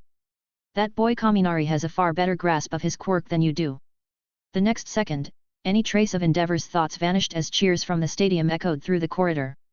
The arena lit up as the flamethrowers stationed at each corner flared, setting the stage for the next match. Thank you for waiting, everyone. Present Mick's voice boomed as he amped up the crowd, more enthusiastic than ever. The last match hadn't exactly been thrilling, but this one had all the signs of a crowd pleaser. Our next match is between these two competitors. The screens around the stadium lit up with photos of Shoto Todoroki and Jozo Honuki. The audience's excitement reignited as they recognized Todoroki from his previous dominating performances. Here we have two highly talented students who were admitted to U.A.'s hero course by recommendation. This should be an intense showdown. On the field, both Todoroki and Honuki faced each other without a hint of emotion. Todoroki stood with his usual cold composure, while Honuki's expression was unreadable, his body language calm and steady. The audience seemed drawn in by their stoic attitudes, as if expecting something special from the elite. Meanwhile, in the Class 1A stands, Kaminari glanced over at Bakugo, who was watching Todoroki intently. Aren't you going to check on Eureka? Kaminari asked with a hint of curiosity. Bakugo gave him a side eye, then turned back to the arena. I don't care about some crying girl. Besides. He scowled. Deku already went, didn't he? Kaminari chuckled. You really trust Midoriya, hey? Trust? What kind of idiot do you take me for? Bakugo snarled, his voice filled with irritation. Say something like that again, and I'll kill you. Kaminari shrugged, unfazed. By now, he understood Bakugo a bit better. Underneath all that bluster, he wasn't as harsh as he seemed. More than anything, he was just a guy with zero filter. Alright, let's get this next match started. Present Mike announced, and immediately Honuki made the first move, stepping forward as he activated his quirk. The cement floor beneath his feet softened visibly, spreading toward Todoroki in a wave. His quirk, softening, allowed him to turn solid ground into a squishy, malleable surface, though it had no effect on living beings. Seeing the darkened, softened ground approaching him, Todoroki's eyes turned sharper. He didn't move from his spot, instead extending his right hand. A massive wall of ice erupted from the floor, surging forward like a tidal wave. Honuki observed calmly. It's no use. Even if it's ice, I can still soften it. And he was right. When the ice wall made contact with the softened ground, it began to break down, almost melting into a slushy mess. But Todoroki's ice kept coming, layers piling on top of each other faster than Honuki's quirk could break them down. Within seconds, an enormous iceberg, 50 or 60 meters tall, had formed in the center of the arena. The weight and size of the ice formation caused the stadium to tremble slightly, like a small earthquake. Even the professional heroes in the audience looked on with wary admiration, impressed by Todoroki's control. Yet despite the overwhelming display, Todoroki's face showed no signs of satisfaction. Frost coated the right side of his body from the strain, but his gaze remained locked onto Honuki, who had been entirely buried beneath the ice. Sorry. Todoroki muttered as he exhaled a cloud of cold air, his eyes distant. There's just too much of a difference in our levels. Up in the stands, Kaminari watched the entire scene unfold with an impassive expression. This guy really doesn't hold back, hey. He muttered to himself, impressed by the sheer scale of Todoroki's power. But if I end up facing him, how am I supposed to counter something like that? He knew the rules prohibited him from bringing in any equipment besides the standard hero course items. No steel balls, no coins without those, his railgun, lightning chain, and even his defensive thunder aegis were all rendered ineffective.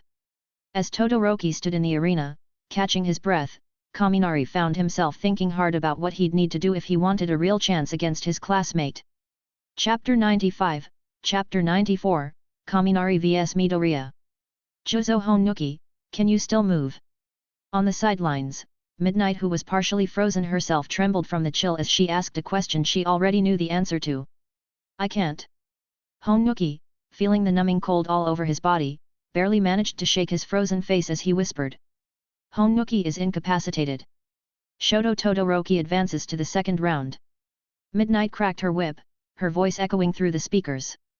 But the crowd stayed silent, staring in awe at the enormous ice formation towering over the arena. The sheer scale of it left them speechless. Kaminari's mother stared wide-eyed, muttering to herself. Was our son up against something like that just now? Why yet? Kaminari's father stammered, snapping out of his daze. He forced a smile, his voice a mix of pride and disbelief. Our Kaminari, he's really something, isn't he? Down on the field, Todoroki approached the frozen Honuki and placed his hand on the ice surrounding him. Sorry. I went overboard. I'm not in the best of moods. With that, he used his fire quirk to thaw Honuki's body. Then, he pressed his palm against the iceberg and began to melt it down, releasing a controlled wave of flames around him to vaporize the excess water. As the towering ice structure melted, steam filled the arena, and within moments, the ground was completely dry. It was as if nothing had happened, leaving the audience even more in awe of Todoroki's precise control. Kaminari chuckled as he rose from his seat, stretching slightly. Guess it's my turn next, he said, walking down toward the arena under Bakugo's watchful gaze. When he reached the corridor, he spotted Midoriya waiting with Yurika and some of the other students who had come to support him. Yurika seemed calmer now, though a hint of sadness lingered in her eyes. Kaminari-kun? Midoriya asked, a bit confused as Kaminari paused to look at him. Kaminari just grinned and patted Midoriya on the shoulder. Nothing much. Let's put on a good show, all right. As he walked past, he left Midoriya with a final remark, his voice low but confident. I'm looking forward to this, Midoriya. Kirishima let out a deep breath after Kaminari disappeared down the hall, then turned to Midoriya with a serious expression. Midoriya, you've gotta give it everything you've got. Kaminari's no weaker than Todoroki. I know. Midoriya nodded, clenching his fists tightly. Determination filled his eyes as he added, I have my reasons for not holding back. No matter how strong he is, I'll do everything I can to win. He thought of All Might's words to him, about proving himself and letting his actions speak for his strength. He wouldn't disappoint his mentor. Yeah, you got this, Midoriya-kun. Yurika said, trying to lift his spirits with an encouraging smile, despite her own recent defeat. Kaminari's friends, Tetsu, Kyoka, and Momo, exchanged glances but remained quiet, their expressions carrying a hint of worry. They had all seen Kaminari's strength firsthand. It was a steep challenge, even for someone as determined as Midoriya. As Kaminari and Midoriya arrived in the arena, the faculty prepared themselves. Given the intensity of the previous matches, UA had assigned an additional teacher to supervise this round, Vlad King, the homeroom teacher of Class 1B. Even All Might, sitting at the faculty table, was visibly tense. He was ready to intervene if Kaminari or Midoriya went overboard. He understood both boys' determination, but also the dangers of their respective powers. If either of them lost control, he'd step in immediately. The crowd roared as the 4 flame towers at each corner of the arena ignited. Present Mick's voice boomed through the speakers, introducing the next competitors. From Class 1A's hero course, it's Kaminari Denki, whose electrifying strength we've all seen before. And facing him is none other than Midoriya Izuku, who has shown impressive resilience and strength in previous events. The crowd cheered even louder. Kaminari's growing popularity was clear, with fans shouting his name, urging him to deliver another thrilling performance. Go, Kaminari! Knock him out like Todoroki did! Kaminari! Hit him with 100,000 volts! As they faced each other in the arena, Kaminari eyed Midoriya thoughtfully, noticing the faint arcs of green electricity dancing around him. So, what exactly is your quirk? Kaminari asked, curious. That looks a lot like my high-speed movement. Midoriya hesitated, looking down at the energy flickering around his hands. Well, it's complicated. I guess you could say it's a sort of burst of strength. He stammered, clearly unsure how to explain it. In truth, Midoriya didn't fully understand it himself. Unlike his canon counterpart, he hadn't meticulously studied how to use one for all. His current state was something he'd stumbled into, without any clear method. All right then. Let's see what you've got, Midoriya. Kaminari shrugged, brushing off the lack of a clear answer. His own body crackled to life with golden electricity, signaling that he was ready to go all out. Then let's find out how your version of high-speed movement stacks up against mine. To the crowd's amazement, the two fighters looked almost identical in that moment, both wrapped in crackling energy, each facing down the other with fierce determination. Without warning, Kaminari moved first, surging forward like a bolt of lightning. The sheer speed of his approach made Midoriya's eyes widen in shock. What's wrong? Did you forget already? Kaminari said, his voice calm yet intense. Weren't you going to do your best to beat me? The words spurred Midoriya to action. With a deep breath, he steadied himself, focusing all his willpower as Kaminari's electrified fist swung towards him. Chapter 96, Chapter 95, the outcome is decided. Whoosh! Facing Kaminari's high-speed electrified fist, Midoriya didn't dare to block it head-on. Instead, he planted his right foot on the ground and quickly slid back a couple of meters, narrowly avoiding the attack. Boom! As Kaminari relentlessly closed the distance, Midoriya punched forward into the air. The force of his punch distorted the air, creating a powerful gust that barreled toward Kaminari. Sizzle! But Kaminari's expression didn't waver. Casually, he sidestepped to the right, evading the gust with ease. A few strands of his blonde hair fluttered up from the wind, but he was otherwise unfazed. Having watched Midoriya in action many times before, Kaminari knew better than to rush in without a plan. Yet something about Midoriya's current attack felt off. It was weak. Surprisingly so. Compared to the raw, intense power Midoriya usually displayed, this punch felt almost restrained, as if he was holding back. Sizzle! Kaminari resumed his pursuit, while Midoriya seemed intent on keeping his distance, constantly evading close combat. For 3 whole minutes, Kaminari chased Midoriya around the arena, occasionally striking out, only for Midoriya to narrowly evade or deflect his blows with controlled punches, each releasing a gust of wind in Kaminari's direction. Crackle! Unlike me, Kaminari's energy is real electricity, Midoriya thought, cautiously watching Kaminari while keeping a safe distance. Touching him directly would be a huge mistake. All I need to do is wear him down. Eventually, his electricity will run out. As Midoriya continued his evasive maneuvers, he planned his next move. Or I could find a chance to use a full power punch and knock him out of bounds. To the spectators, the scene was a spectacle. 2 figures, one cloaked in golden lightning, the other in green energy, chased each other across the massive concrete arena, moving at speeds that few could even follow. From time to time, flashes of lightning and bursts of air pressure filled the space, creating an intense, mesmerizing show. Even present Mike, known for his constant commentary, found himself momentarily silent, caught up in the action alongside the rapt audience. Meanwhile, Kaminari began to understand the nature of Midoriya's ability. The energy Midoriya was using was different from his own electrically charged movement. Kaminari's speed came from his control over electric currents stimulating his muscles, but Midoriya's speed was purely physical. He's using raw power to create speed, Kaminari thought, observing Midoriya carefully as they both halted for a brief moment. It's not that his quirk has changed. He's still using that same explosive strength, but he's figured out how to spread that power throughout his entire body, not just his fists. Kaminari evaluated their strengths and weaknesses. In terms of pure speed, we're about evenly matched. but his punches pack a lot more force. Still, I have the edge in one way, my attacks carry an electric shock. For a moment, the arena was still, as both fighters stared each other down. What's going on? Why'd they stop? Present Mick's voice echoed, breaking the tense silence. Ignoring the commentator, Kaminari flashed a confident smile at Midoriya, one that the cameras caught perfectly. Is this all you've got? Kaminari asked, a hint of challenge in his tone. Midoriya's eyes widened, a hint of confusion breaking through his concentration. Here's a heads up, Kaminari continued, his smile fading into a serious expression. You'd better bring out that smash of yours, because I'm done holding back. When I go all out, it gets intense. Suddenly, the electricity surrounding Kaminari's body surged, crackling louder as his hair lifted, charged by the energy radiating from him. Boom! High voltage mode, activated. Kaminari announced, his voice tinged with determination. With a surge of power, Kaminari was enveloped in a blazing aura of golden electricity, arcs of lightning dancing dangerously around him. Then, in the blink of an eye, he vanished, leaving only a charred spot where he had been standing.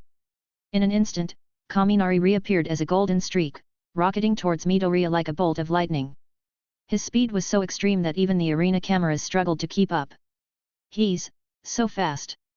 Midoriya thought, instantly recognizing that Kaminari was far quicker than he could react to. Smash!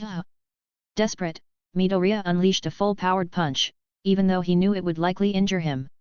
He swung at the empty space in front of him, detonating his quirk to create a shockwave that distorted the air in front of him. Now's my chance! Kaminari thought, eyes lighting up as he closed in on the explosive shockwave. In the stands, All Might was already halfway out of his seat, his eyes wide with concern. He knew that one miscalculated punch from Midoriya could do serious damage, perhaps even put Kaminari in the hospital.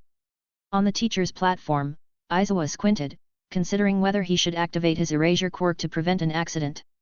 But before he could decide, Kaminari had already reached Midoriya. Nearby, Bakugo and Todoroki watched the scene intently, their expressions serious. Boom! Midoriya's punch created a massive shockwave, sending turbulent waves of air rushing toward the audience. The force was intense enough to cause spectators in the stands to shield their faces from the blast. But before anyone could panic, thick concrete walls rose up from the ground, shielding the audience from the wind. Phew, just in time, Cementos muttered, his hands pressed firmly against the ground as he controlled the walls. However, the power of Midoriya's blast was even greater than he anticipated. The first 3 walls cracked and crumbled in seconds, and it wasn't until the 5th wall that the shockwave was finally contained. Many in the audience sat back, breathing sighs of relief. For a moment, they'd felt the full brunt of Midoriya's raw strength, and it was terrifying. As the dust settled, all eyes returned to the arena, eager to see the outcome of the clash. When the dust cleared, the sight left everyone stunned. Midoriya stood frozen, his arm extended from his powerful punch, but just inches away, Kaminari's fist hovered, stopping short of a strike that could have hit Midoriya. Midoriya's arm trembled, his face a mix of shock and awe as he stared at Kaminari. How? He murmured. Kaminari's voice, calm and steady, echoed across the arena. You lost, Midoriya. Chapter 97, Chapter 96, Thinking. You lose, Midoriya. On the ultra-clear big screen, Kaminari stood tall behind Midoriya, who was still frozen in place. Kaminari's hand was resting gently on the back of Midoriya's neck, a move that suggested he could release a shock at any moment. How is this possible? Midoriya felt the warmth of Kaminari's hand on his neck, his entire body stiff as he tried to process what had happened. He couldn't understand it.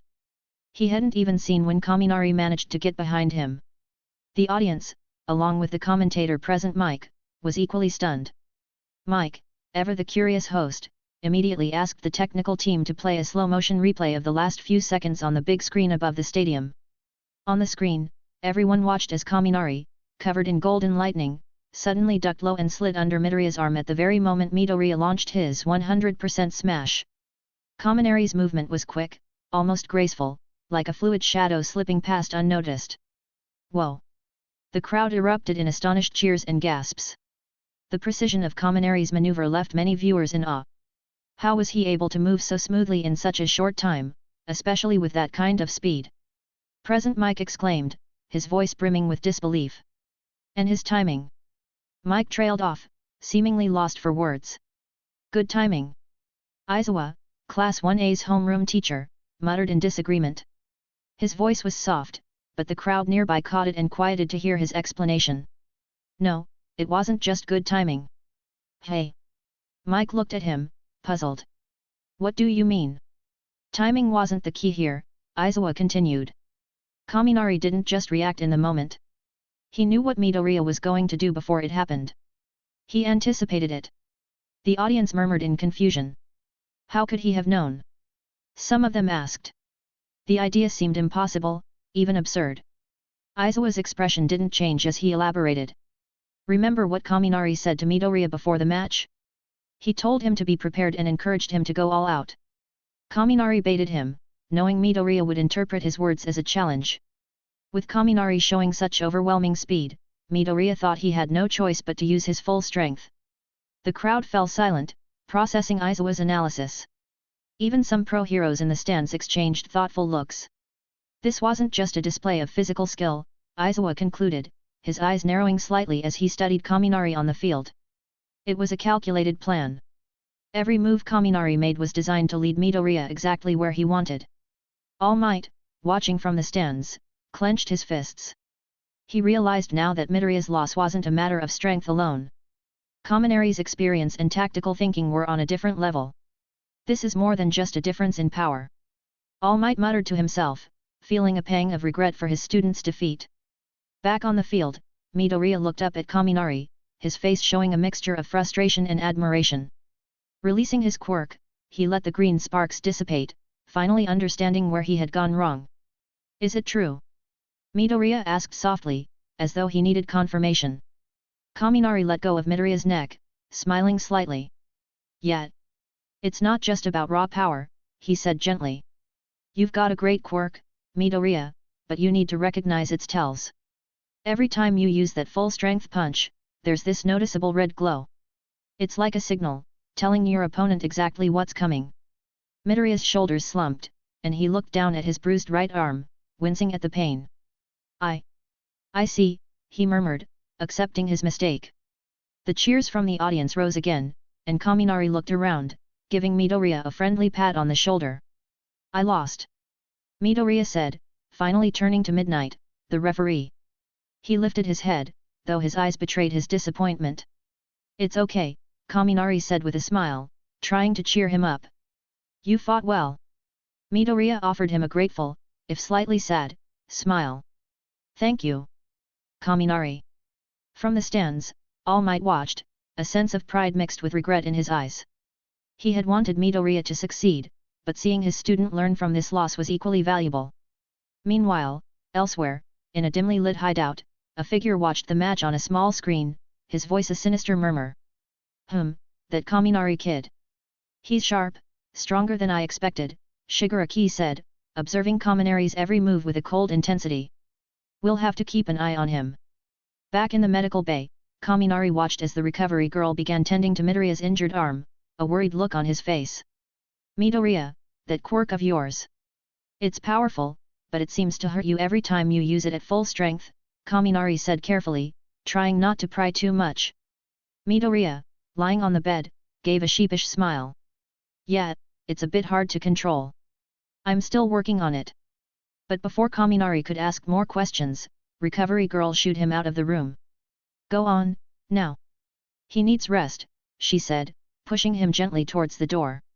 As Kaminari walked out, he glanced back thoughtfully, his mind still on Midoriya.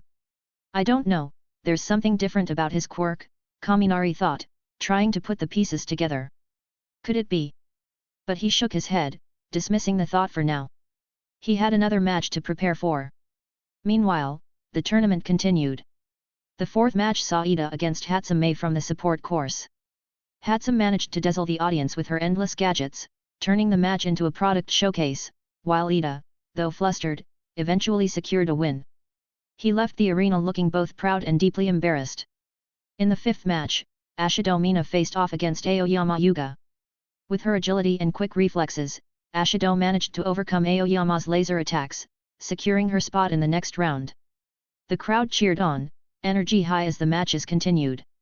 Then, Kaminari's focus turned to the next battle on the field, one that promised to be intense. Class 1A's Tokoyami Fumikage vs Class 1B student. Tokoyami, known for his dark and enigmatic quirk Dark Shadow, had shown impressive skill in previous simulations. His quirk was versatile and powerful, but Kaminari and the others knew little about its true limits. As Kaminari made his way back to the stands, he spotted Shinso leaning against a shadowed corner, his eyes reflecting a quiet determination. Chapter 98, Chapter 97, Efforts and Goals. Seeing the person waiting in the shadows, Kaminari set aside his curiosity about Midoriya for the moment. Putting on a friendly smile, he walked over and greeted him. Shinso-kun. Kaminari Denki. Shinso, leaning against a dark corner, slowly lifted his head to meet Kaminari's gaze. His piercing, triangular eyes studied Kaminari, and after a moment, he asked in a low voice. What's with the electricity around your body? From Shinso's perspective, Kaminari's body was wrapped in erratic golden currents. Oh, this. Kaminari glanced down at himself, then looked back up, replying casually, just a little insurance, Shinso-kun. After all, talking with you is a bit riskier than with most people. Is that so? Shinso raised an eyebrow, intrigued. So, these electric currents are supposed to keep you safe from me? Kaminari shrugged. Maybe. I haven't actually tested it yet. Then test it. Without hesitation, Shinso activated his quirk. Kaminari's mind went blank for an instant, but almost immediately, he felt his consciousness snap back. Shinso's eyes widened, confused. Looks like I was out for less than a second. Kaminari noted, glancing at the distant clock on the big screen. Turning back to Shinso, he grinned. Seems my insurance plan works. This was a defensive trick he'd developed after his first encounter with Shinso's quirk. Finally having the chance to test it out with Shinso himself, he couldn't help feeling a bit pleased. The idea was simple, since breaking free from mind control typically required a physical jolt, he wondered if the electric currents flowing inside and outside his body could provide that jolt automatically. Basically, by continuously stimulating his body with electricity, he could potentially snap himself out of any mental control. Whether it was high-speed movement or high-voltage mode, both techniques had this passive effect of disrupting other quirks. Hat. Shinso let out a dry laugh. Just as I thought, once people know about my quirk, it becomes much harder to use effectively. Though he'd managed to control Yurika Okako in the previous round, he hadn't counted on it as a reliable strategy. That success had felt more like a fluke. True, Kaminari agreed, then asked, so why'd you join the sports festival? He couldn't help but voice his curiosity. If I had a quirk like yours, I'd probably keep it hidden. If I used it, it'd only be as a trump card, something to pull out in a critical moment.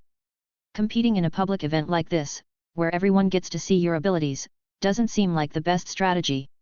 Shinso's face darkened, his arms falling from their crossed position as he clenched his fists tightly. You think everyone's like you, blessed with some flashy quirk? He said, his voice edged with bitterness. Hey! Kaminari tilted his head, caught off guard. You want to know why I'm here? It's because this festival is my one chance. If I perform well enough, I might get transferred into the hero course. Shinso's voice grew tense, his frustration spilling over. Because of my quirk, I've always been left behind, forced to watch from the starting line while others move ahead. If I don't make an impact here, if I don't stand out now, my goal of becoming a hero will stay out of reach forever. He looked down, his voice dropping to a murmur filled with resentment. But someone like you, a genius with a powerful quirk, wouldn't understand what that feels like. Kaminari didn't argue. He didn't feel the need to talk about the years he'd spent honing his own abilities, it wouldn't mean anything to Shinso, and would probably just come off as boasting. Instead, he asked, can I ask when you realized that your quirk would make getting into the hero course difficult? Shinso hesitated, then replied, back in my first year of junior high. I looked up the details of the entrance exam for UA and saw the emphasis on practical skills. And what did you do in the years after that? Kaminari's gaze drifted to the field below, where Tokoyami and a student from Class B were already engaged in battle. But his question was clearly directed at Shinso. What did I do? Shinso repeated, sounding annoyed. What could I do? My quirk doesn't work on robots. So? Kaminari turned to look at him directly, his voice calm. After realizing your quirk's limitations, you didn't think about how to compensate for them. These last 3 years, you were preparing 2 backup plans, aiming for both the hero course and the general studies course, and hoping that one day at a sports festival, you'd get the chance to take a shortcut. Yet, was there another option? Shinso's expression was defiant, but his voice softened, as though he was questioning himself. Actually, yes. Kaminari glanced back down at the field. If I were you, I wouldn't have wasted those 3 years. I would have trained in swordsmanship, archery, or any other skills to help make up for my quirk's limitations. Even if you had to practice on your own, there are plenty of hero training centers and professionals out there. You could have found someone to teach you. Kaminari looked away from the fight. This match was one-sided, with Tokoyami dominating as expected. If your quirk doesn't work well in the practical exam, then rely on other skills to earn enough points. Use whatever tools you have, whether that's a bow, a sword, or anything else. Of course, you can still treat this sports festival as your backup plan, but only after you've given your best effort in every other area. He turned back to Shinso, whose face was now shadowed, his expression unreadable. So from my perspective, you're someone who talks about dreams and goals, but doesn't understand what effort actually means. There's no goal without effort. An entrance exam didn't go your way, so you chose to take a shortcut. What will you do when you face bigger obstacles in the future? Just keep looking for shortcuts. Shinso lowered his head, absorbing Kaminari's words in silence. Just then, the crowd erupted in cheers as Tokoyami forced his opponent out of the ring. The cheers grew louder, echoing through the arena. When the noise finally died down, Shinso spoke again, his voice barely above a whisper. In the second round, I'll be facing Shoto Todoroki. I know I'll lose. Kaminari nodded. Yet, Todoroki won't fall for your quirk like Yurika did. He's too aware of his surroundings. Turning to leave, Kaminari felt a twinge of disappointment in Shinso. He'd expected more from someone who seemed so determined. But as he began to walk away, Shinso's voice stopped him. One last thing, is it too late for me to work hard now?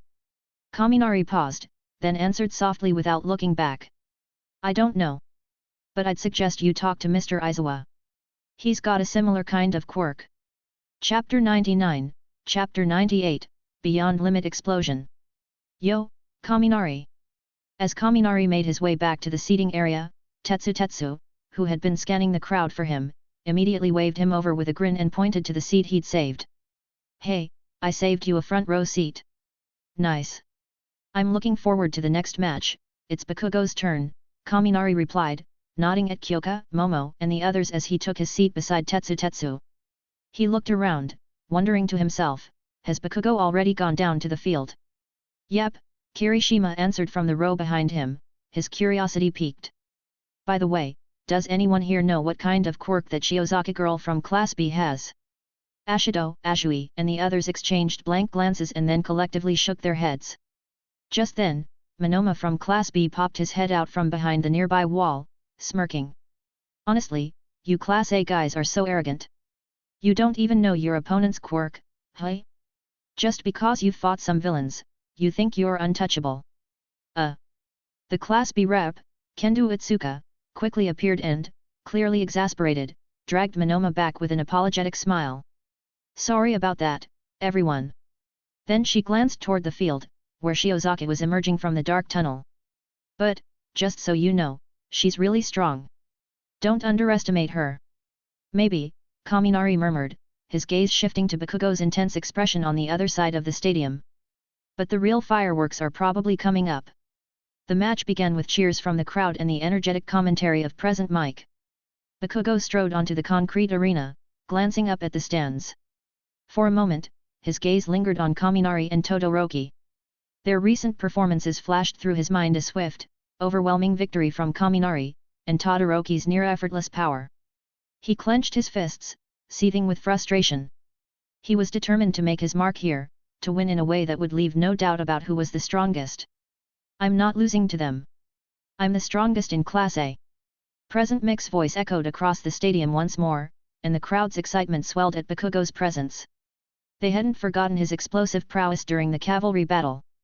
Man, I hope he does that move again. Yeah, that massive blast was epic. Not likely. He's up against a girl this time, no way he'd go all out like that. True, he acts hot-headed, but he's still here to be a hero, right? Yeah, that howitzer move, only someone like Kaminari Denki or Shoto Todoroki could handle that kind of power. No, Midoriya's pretty strong too. Did you see the punch he threw in the first round?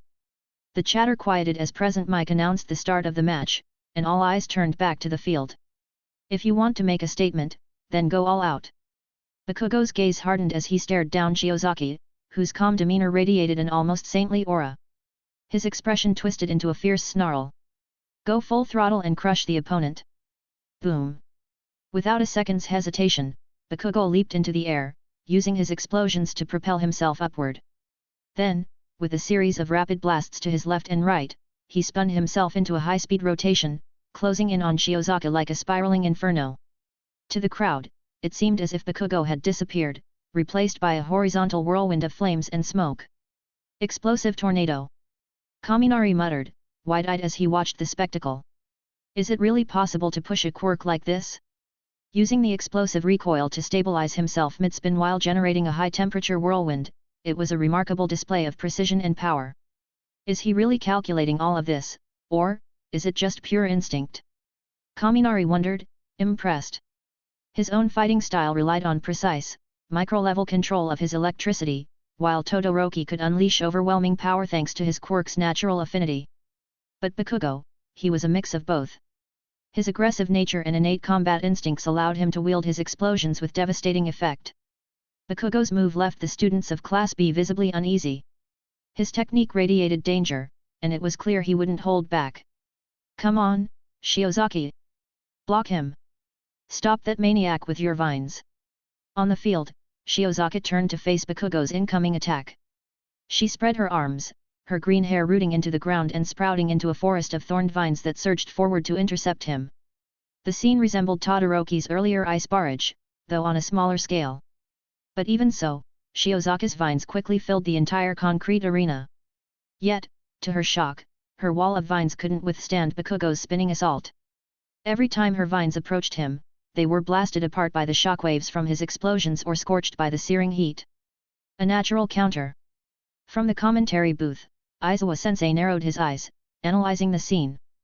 Bakugo's quirk generates intense heat and pressure, making it a natural threat to plant-based quirks. Combined with his greater physical power, Shiozaki doesn't stand much chance in a head-on clash. Thunder idiot! Half and half. Bakugo seethed in his mind, the faces of Kaminari and Todoroki flashing before him. Watch closely, this is me, going beyond my limits. I will never be weaker than you. No way in hell. With a final, defiant shout, Bakugo unleashed the full force of his right hand in a blinding burst, charging it to the max as he smashed into Shiozaki's vine barrier. Howitzer! Super blast! Boom! The explosion was so intense that the concrete floor vanished beneath a cloud of black smoke and debris. A scorching wave of hot air swept through the arena, leaving the entire audience stunned. People struggled to breathe, the sheer pressure from the blast leaving them momentarily gasping for air.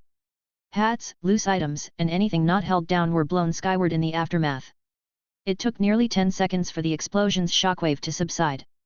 When the smoke finally cleared, Bakugo stood alone in the center of a massive crater, his right arm hanging limply from the strain. The concrete around him was completely scorched, revealing the raw earth beneath. The once flat arena was now a scene of utter devastation. Wah! Where's Shiozaki? No way! That was way too much. Yet, to go that hard against a girl, does he really want to be a hero? Is he trying to kill Shiozaki? Monoma shouted furiously from the Class B section. For the first time, his dislike of Bakugo was genuine and intense. In the audience, some began muttering complaints, while online chat rooms flooded with angry comments. But this time, Aizawa-sensei didn't step in to calm things down. Even he had to admit that Bakugo might have gone too far.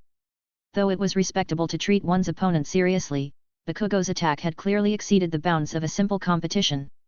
This was an explosion beyond his usual limits, one that could have been lethal if Shiozaki had been caught in it. However, Bakugo seemed unfazed by the criticism. His focus remained solely on Kaminari and Todoroki, who watched him from the stands. I will be the one to surpass All Might and become the strongest hero. Meanwhile, Aizawa-sensei spotted Shiozaka safely standing at the edge of the arena, with Class B's homeroom teacher beside her. Thankfully, we took precautions. At the last second, the Class B teacher, Vlad King, had used his quirk, manipulating his own blood to form a rope and pull Shiozaka to safety. He had even created a blood-red shield to absorb any remaining impact from Bakugo's blast. Aizawa sighed, realizing the intensity of the matches had escalated beyond anyone's expectations. I'll need to supervise Kaminari and Todoroki's next fight myself, or better yet, maybe All Might should keep an eye on them too. With that thought, Aizawa rose from his seat and quietly headed for the door. Present Mike noticed and called after him, surprised. Hey, where are you going? To find the principal. Chapter 100, Chapter 99, The Battle of Convictions. Tetsu, Kirishima, after seeing Bakugo's move just now, do you think your quirks could handle it? Kaminari asked quietly, watching Bakugo as he stubbornly declined assistance from the transport robot, supporting his exhausted body and slowly making his way into the corridor. Both Tetsu and Kirishima fell silent. While their quirks provided them with strong defensive capabilities, it didn't mean they were invincible. If they exceeded their quirks' limits, they could still be injured, or worse. You don't think you could take it, right? Kaminari continued, addressing the unspoken realization of the Class 1A students around him. Then maybe it's time to think about how you deal with attacks of that magnitude. Tetsu and Kirishima exchanged glances. After a moment, Kirishima flashed a determined grin, instinctively reaching up to touch his dyed red hair. For me, there's only one path forward, Kirishima declared confidently. And that's to keep pushing my hardening to new heights. I'm committed to this route. Just like my idol, the hardened hero Crimson Riot. If I'm not tough enough, then I'll make myself tough enough to withstand anything that comes my way. He turned to look at Tetsu, who usually shared his goals and ideals. That's the same for you, right? Tetsu remained silent. If he'd been asked this question earlier, his answer would have been identical to Kirishima's. But after spending time with Kaminari and being mentored by Daimon-sensei, his perspective had started to shift. He was no longer focused solely on pure strength and defense. Now, he was thinking more about technique and versatility. Hey, Tetsu. Kirishima raised his voice, surprised by his friend's hesitation. Didn't you tell me once that you wanted to compete with me for the title of the strongest hardcore hero in the future? At first, Tetsu's challenge had bothered Kirishima. But over time, he'd come to appreciate having a rival, someone else with the same goals and convictions. Yet now, Tetsu was hesitating. What did that mean? Had he given up on the path of being hardcore? If that was the case, then Kirishima couldn't help but feel disappointed. I'm telling you, Tetsu, to be the strongest hardcore hero, you have to have the toughest defenses. That's the only way. Tetsu's gaze grew resolute as he stood up, meeting Kirishima's intense stare. Being the strongest hardcore hero doesn't mean having the hardest quirk. It's about overall strength. Kirishima's face twisted in frustration, veins bulging on his neck. He grabbed Tetsu by the collar, his grip reinforced by his quirk. What's the point of being a hardcore hero without being the hardest there is? Remember this, Kirishima said, voice thick with conviction. No matter what your quirk is, if you're taking the hardcore path, there's only one way forward, make yourself harder and harder. That's the way Crimson Riot proved it. Bang! Crack! With his body steeled by his quirk, Tetsu gripped Kirishima's hand firmly, prying it off his collar as he held his ground. I'm going to walk my own path, Kirishima, not Crimson Riot's. With that, he released Kirishima and turned, striding towards the exit. Their next match was about to begin. Come on! I'll show you what my path looks like. Clang! Kirishima, usually easygoing, was clearly unwilling to back down when it came to this kind of principle. To him, the path of being hardcore was something sacred, not something you could just redefine on a whim. He clenched his fists so tightly that the sound of metal clashing reverberated, and he followed Tetsu toward the arena, his furious expression drawing worried glances from their classmates. Kirishima! Ashido called after him, but he cut her off sharply. There's only one hardcore path. He can go his own way if he wants, but he doesn't get to call it hardcore. The term hardcore can only be used to describe the path Crimson Riot paved. With that, he strode toward his designated entry corridor, his focus intense. Kaminari, do you think they'll be alright? Kyoka asked, her voice laced with concern. Yeah, they looked like they were really going at it. Momo added, worry clear on her face. Kaminari gave a reassuring nod. Don't worry, there will be 3 teachers watching over them during the match. Then he looked toward the field, his own excitement building. This is what you'd call a true battle of convictions. Between the two of them, Kaminari found himself more in agreement with Tetsu. Taking a more versatile approach seemed more realistic to him than focusing everything on just durability. But what exactly is Tetsu's method? He wondered, intrigued. By now, the cement stadium, recently destroyed by Bakugo's battle, had been restored to pristine condition by the school's cement toss sensei. At the same time, Present Mix's booming voice filled the air once more. The 8th match of the first round, a showdown between 2 quirks of raw, unstoppable power. On the big screen, both competitors' images appeared side by side, striking similar poses, which made the crowd chuckle. Representing the unbreakable spirit of steel. It's Tetsu. And facing him, embodying the will of unyielding rock. It's Kirishima Eijiro. But despite Present Mix's enthusiastic introductions, neither Tetsu nor Kirishima responded. The tension between them was palpable, like a storm waiting to break. Kirishima's gaze was full of defiance, while Tetsu's eyes remained calm and determined. Begin. Boom. You need to show some respect for the hardcore path and Crimson Riot.